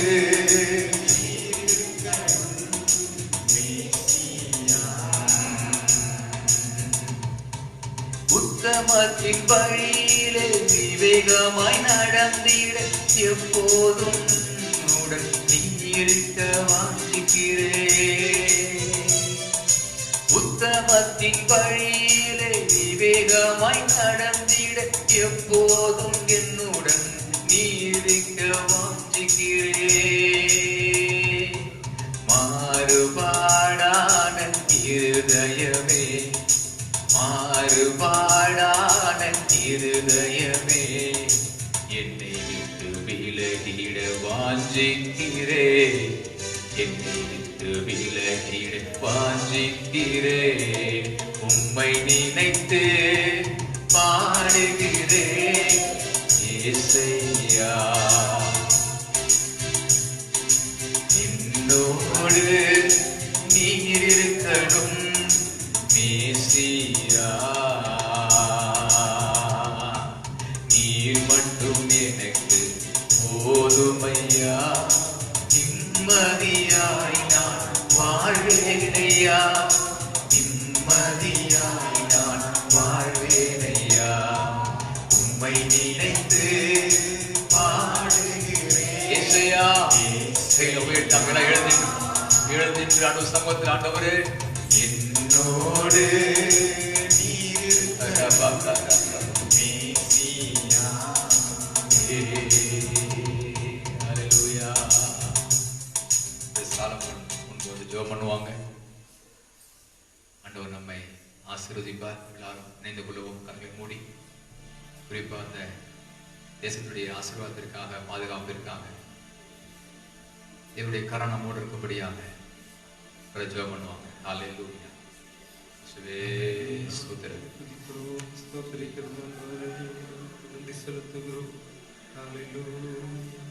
இந்த தேசத்தின் ஆசீர்வாதத்திற்காகவும் பாதுகாப்பிற்காகவும் நம்ம ஜெபிப்போம். இந்த ஸ்தலத்தில் ஏறெடுக்கப்படுகிற எல்லா விண்ணப்பங்களுக்கும் நம்முடைய கர்த்தருடைய கண்கள் காண்கிறவைகளாகவும் அவருடைய செவிகள் கேட்கிறவர்களாகவும் இருக்கிறபடியினாலே நம் கர்த்தரை ஸ்தோத்தரிப்போம். நாம் ஜெபிக்கிற எல்லா ஜெபங்களையும் கர்த்தர் கேட்டு பதிலளிப்பார் என்ற விசுவாசத்தோடு கூட நாம் தொடர்ந்து ஜெபம் பண்ணுவோம். ஹல்லேலூயா, ஹல்லேலூயா. ஆண்டவரே, உம்மை துதிக்கிறோம். நன்றி இயேசப்பா, ஸ்தோத்திரம் கர்த்தாவே. நன்மைகளின் நாயகனே, உம்மை நாங்கள் நன்றியோடு ஸ்தோத்திரிக்கிறோம் ஆண்டவரே. கிருபையின் தெய்வமே, உம்மை ஸ்தோத்திரிக்கிறோம் ஆண்டவரே. எங்கள் இந்திய தேசத்திற்காக உம்முடைய சமூகத்தில் வருகிறோம் ஆண்டவரே. எங்கள் தேசத்தின் மீது உம்முடைய கண்கள் வைக்கப்பட்டிருக்கிறபடியினாலே உம்மை நாங்கள் நன்றியோடு ஸ்தோத்திரிக்கிறோம் ஆண்டவரே. எங்கள் தேசத்தின் மீது மனம் இறங்க வேண்டுமா ஜெபிக்கிறோம் ஆண்டவரே. அப்பா, இந்த நாட்கள் ஆண்டவரே ஸ்தோத்திரம், தேசம் முழுவதையும் ஆண்டவரே கலக்கி கொண்டிருக்கிறதான ஜனங்களுடைய இருதயத்தை ஆண்டவரை கலங்கடித்துக் கொண்டிருக்கிறதான கொரோனா வைரஸிற்காக நாங்கள் ஜெபிக்கிறோம் ஆண்டவரே. ஏசப்பா ஸ்தோத்திரம், நாங்கள் ஒருமனப்பட்டு உம்மிடத்துல வருகிறோம். கர்த்தர் ஆண்டவரே எங்கள் தேசத்தின் மீது ஆண்டவரே ஸ்தோத்திரம் இரக்கம் பாராட்ட வேண்டுமா நாங்கள் ஜெபிக்கிறோம் ஆண்டவரே. தேசத்திற்கு இறங்குவீராக ஆண்டவரே. தேசத்தின் மீது ஆண்டவரே கர்த்தர் மனம் இறங்க வேண்டுமா நாங்கள் ஜெபிக்கிறோம் ஆண்டவரே. எல்லாரும் ஜெபம் பண்ணுவோம் ஆண்டவரே ஸ்தோத்திரிக்கிறோம். எல்லாரும் வாய்களுக்கு இருந்த ஆண்டவரை கேட்போம்ப்பா. தேசத்திற்கு இப்படிப்பட்ட கொள்ளை நோய் வேண்டாம் ஆண்டவரே. கொள்ளை நோய் தாக்கம் இயேசுவின் நாமத்தினாலே இப்பொழுது முறியடிக்கப்பட்டு போவதாக கர்த்தர் மனம் இறங்கும் ஆண்டவரே. அப்பா ஸ்தோத்திரம், எல்லா ஆண்டவரே நோயின் கிருமிகளை ஆண்டவரே ஸ்தோத்திரம் கூறுகளை இயேசுவின் நாமத்தினாலே நாங்கள் முறியடிக்கிறோம் ஆண்டவரே. ஸ்தோத்திரம் கர்த்தாவே. எசப்பா மனம் இறங்கும் ஆண்டவரே. இந்த கிருமிகளின் தாக்கம் அழிந்து போகட்டும் ஆண்டவரே. இயேசுவின் நாமத்தினால் அழிந்து போகட்டும் ஆண்டவரே. கர்த்தர் ஆண்டவரே இந்த கிருமிகளில் இருந்து கர்த்தர் ஆண்டவரே தேசத்துக்கு ஒரு விடுதலை தர வேண்டுமா ஜெபிக்கிறோம் ஆண்டவரே. மனம் இறங்குங்க ஆண்டவரே. ஜெபத்தை கர்த்தர் கேட்கிறபடியினாலே உமக்கு நன்றி செலுத்துகிறோம் ஆண்டவரே. ஒரு விடுதலை தரப்போகிறபடியினாலே உமக்கு நன்றி செலுத்துகிறோம். துரிதமாய் ஆண்டவரே ஸ்தோத்திரம், இந்த வைரஸ் எங்கள் தேசத்தை விட்டு கடந்து போகிறபடியினாலே உமக்கு நாங்கள் நன்றி செலுத்துகிறோம் ஆண்டவரே. அப்பா ஸ்தோத்திரம், தேசத்திற்கு ஒரு பாதுகாப்பை தருவீராக. தேசத்திற்கு ஆண்டவரே ஸ்தோத்திரம் நன்மையை தருவீராக ஆண்டவரே. நன்மை செய்யும்படிக்கு சுற்றி திரிந்த இயேசு கிறிஸ்து நீர் ஆண்டவரே தேசத்திற்கு நன்மையான காரியத்தை தர வேண்டுமா ஜெபிக்கிறோம் ஆண்டவரே. ஜெபத்தை கேட்டதற்காக உமக்கு நன்றி செலுத்துகிறோம். உமக்கே மகிமை உண்டாகட்டும். தொடர்ந்து இன்னொரு காரியத்துக்காக நம்ம ஜெபிக்க வேண்டியது அவசியமா இருக்கிறது. இப்பொழுது பாத்தீங்கன்னா தேசத்தை சுற்றிலும் ஏறக்குறைய 6 நாடுகள் தேசத்திற்கு விரோதமான காரியத்தில் இறங்கி கொண்டிருக்கிறது. சைனா இப்போ இந்தியா மீது படையெடுக்கலாமா என்று சொல்லி யோசித்துக் கொண்டிருக்கிறார்கள். கடந்த நாட்கள்ல கேள்விப்பட்டது போல 20 ராணுவ வீரர்களை சீனா தேசத்தின் ராணுவம் சுட்டுக் கொண்டிருக்கிறது. இந்திய தேசத்தின் ராணுவ வீரர்களை. இப்படிப்பட்ட இந்த சூழ்நிலையில இந்திய தேசத்தை சுற்றிலும் போர் மேகங்கள் சூழ்ந்து கொண்டிருக்கிற இந்த காலகட்டத்துல நாம் நம்மை தாழ்த்தி ஆண்டவரிடம் மன்றாடும் போது கர்த்தர் நம்முடைய ஜெபத்தை கேட்டு நம்முடைய தேசத்திற்கு அவர் பாதுகாப்பை தருவார். ஜெபிப்போம். ஆண்டவரே, எங்கள் தேசத்திற்காக நாங்கள் ஜெபிக்கிறோம் ஆண்டவரே. எங்கள் தேசத்திற்கு ஒரு பாதுகாப்பு வேணும் ஆண்டவரே. எங்கள் தேசத்தின் எல்லைகளை கர்த்தர் பாதுகாத்துக் கொள்ள வேண்டுமா ஜெபிக்கிறோம் ஆண்டவரே. தேசத்தின் எல்லைகளில் இருக்கிற ராணுவ வீரர்களுக்கு கர்த்தர் ஒரு பாதுகாப்பை தர வேண்டுமா ஜெபிக்கிறோம் ஆண்டவரே. அப்பா, எங்கள் தேசத்தினுடைய கரத்துல நாங்கள் ஒப்பு கொடுக்கிறோம் தகப்பனே. நீர் பாதுகாக்க வேண்டுமா ஜெபிக்கிறோம். கர்த்தர் நகரத்தை காவலாளர்கள் வீழ்த்திருப்பது விருதா என்று வேதம் சொல்லுகிறது. எங்கள் தேசத்தின் காவலாளர்கள் ராணுவ வீரர்கள் அவர்கள் விழித்திருந்தாலும் நீர் பாதுகாத்தால் ஆண்டவரே எங்கள் தேசத்திற்கு ஒரு பாதுகாப்பு உண்டா இருக்கும். ஆண்டவரே மனம் இறங்குங்கப்பா. எங்க தேசத்திற்கு ஒரு பாதுகாப்பு தாங்க ஆண்டவரே. பாகிஸ்தான்ல இருந்து ஆண்டவரே பகை உண்டாகி கொண்டிருக்கிறது. அந்த தேசத்தை கர்த்தர் சந்திக்க வேண்டுமா ஜெபிக்கிறோம். சீனாவை கர்த்தர் சந்திக்க வேண்டுமா ஜெபிக்கிறோம். நேபாளத்தை கர்த்தர் சந்திக்க வேண்டுமா ஜெபிக்கிறோம். பூட்டானை கர்த்தர் சந்திக்க வேண்டுமா ஜெபிக்கிறோம். வங்கதேசத்தை கர்த்தர் சந்திக்க வேண்டுமா ஜெபிக்கிறோம். இலங்கையை கர்த்தர் சந்திக்க வேண்டுமா ஜெபிக்கிறோம். எங்கள் தேசத்தின் 4 ஆண்டவரே எல்லைகளிலும் தேசத்தின் எல்லா பகுதிகளிலும் கர்த்தருடைய பாதுகாப்பு உண்டாயிருக்க வேண்டுமா நாங்கள் வேண்டிக் கொள்ளுகிறோம். தேசத்தின் மீது மனம் இறங்குங்க ஆண்டவரே. தேசத்தை பாதுகாக்க வேண்டுமா ஜெபிக்கிறோம் ஆண்டவரே. ராணுவ வீரர்களுக்கு தேவையான ஆண்டவரே ஸ்தோத்திரம் மன தைரியத்தையும் ஆண்டவரே பாதுகாப்பை தர வேண்டுமா ஜெபிக்கிறோம் ஆண்டவரே. மூத்த அதிகாரிகளுக்கு தேவை நல்ல ஆலோசனைகளை கர்த்தர் தருவீராக. கர்த்தர் மனம் இறங்கி எங்கள் தேசத்தை பாதுகாக்க போறபடியினாலே நமக்கு நன்றி செலுத்துகிறோம் ஆண்டவரே. நன்றி ஆண்டவரே. விசுவாசிகளுக்கு ஜெபிக்கிறோம். கர்த்தர் விசுவாசிகளை ஆசீர்வதியும் ஆண்டவரே. தேவைகளை சந்தியும் ஆண்டவரே. கர்த்தர் பெரிய காரியங்களை செய்ய வேண்டுமா ஜெபிக்கிறோம். விசேஷமாய் ஆண்டவரே ஸ்தோத்திரம் கர்த்தாவே. பலவீனத்தில் இருக்கிற ஆண்டவரே பிள்ளைகளை கர்த்தர் பலப்படுத்துவீராக. சுகவீனத்தில் இருக்கிற பிள்ளைகளை கர்த்தர் சுகப்படுத்த வேண்டுமா ஜெபிக்கிறோம். தேவைகள் மத்தியில் இருக்கிற ஜனங்களை கர்த்தர் ஆண்டவரே ஸ்தோத்திர தேவைகளை சந்தித்து ஆண்டவரே ஸ்தோத்திரப்பா உயர்த்த வேண்டுமா செபிக்கிறோம் ஆண்டவரே. எனக்கு ஒத்த ஆசை வரும் பருவதங்களுக்கு நேராக என் கண்களை ஏறெடுக்கிறேன். வானத்தையும் பூமியும் உண்டாக்கின கர்த்தரிடத்திலிருந்து எனக்கு ஒத்தாசை வரும் என்று சங்கீதக்காரன் சொல்லுகிறது போல உண்மையே நாங்கள் எல்லா காரியத்திற்கும் நோக்கி இருந்து உடைய கரத்தையே நாங்கள் பார்த்திருந்து எஜமானிகளுக்கு இறங்க வேண்டுமா நாங்கள் செபிக்கிறோம். ஊழியத்தை ஆசீர்வதியும், ஊழியத்தின் எல்லைகளை ஆசீர்வதியும், கர்த்தர் எல்லைகளை விரிவாக்க வேண்டுமா செபிக்கிறோம். அநேகமாயிரம் விசுவாசிகளை கர்த்தர் கொள்ளை பொருளாய் சபையில கொண்டு வந்து சேர்க்க வேண்டுமா செபிக்கிறோம் ஆண்டவரே. ஆண்டவரே, இந்த தடைகள் இயேசுவின் நாமத்தினால சீக்கிரமாய் மாற்றப்படட்டும் ஆண்டவரே. நீர் மகிமைப்படுவீராக. எல்லா கடன் துதி மகிமையாவற்றை ஒருவருக்கே நாங்கள் ஏறெடுக்கிறோம். உங்கள் மீட்பரும் இரட்சகருமான இயேசுவின் நாமத்தில் வேண்டிக் கொள்கிறோம் நல்ல பிதாவே, ஆமென். சேர சொல்லுவோமா? என் ஆத்துமாவே கர்த்தரை ஸ்தோத்திரி, முழு உள்ளமே பரிசுத்த நாமத்தை ஸ்தோத்திரி. என் ஆத்துமாவே கர்த்தரை ஸ்தோத்திரி, அவர் செய்த சகல உபகாரங்களையும் மறவாதே. நம்முடைய கர்த்தராகிய இயேசு கிறிஸ்துவின் கிருபையும் பிதாவாகிய தேவனுடைய அன்பும் பரிசுத்த ஆவியுடைய சமாதானமும் சந்தோஷமும் நம்மோடும் உலகத்தில் பரிசுத்தவான்கள் யாரும் என்றும் இன்னும் சதாகாலம் இருப்பதாக. ஆமென். அல்லேலூயா, அல்லேலூயா, அல்லேலூயா. கர்த்தருக்கு ஸ்தோத்திரம். கர்த்தர் உங்களை ஆசீர்வதிப்பார். ஆண்டவருக்கு மகிமை உண்டாவதாக.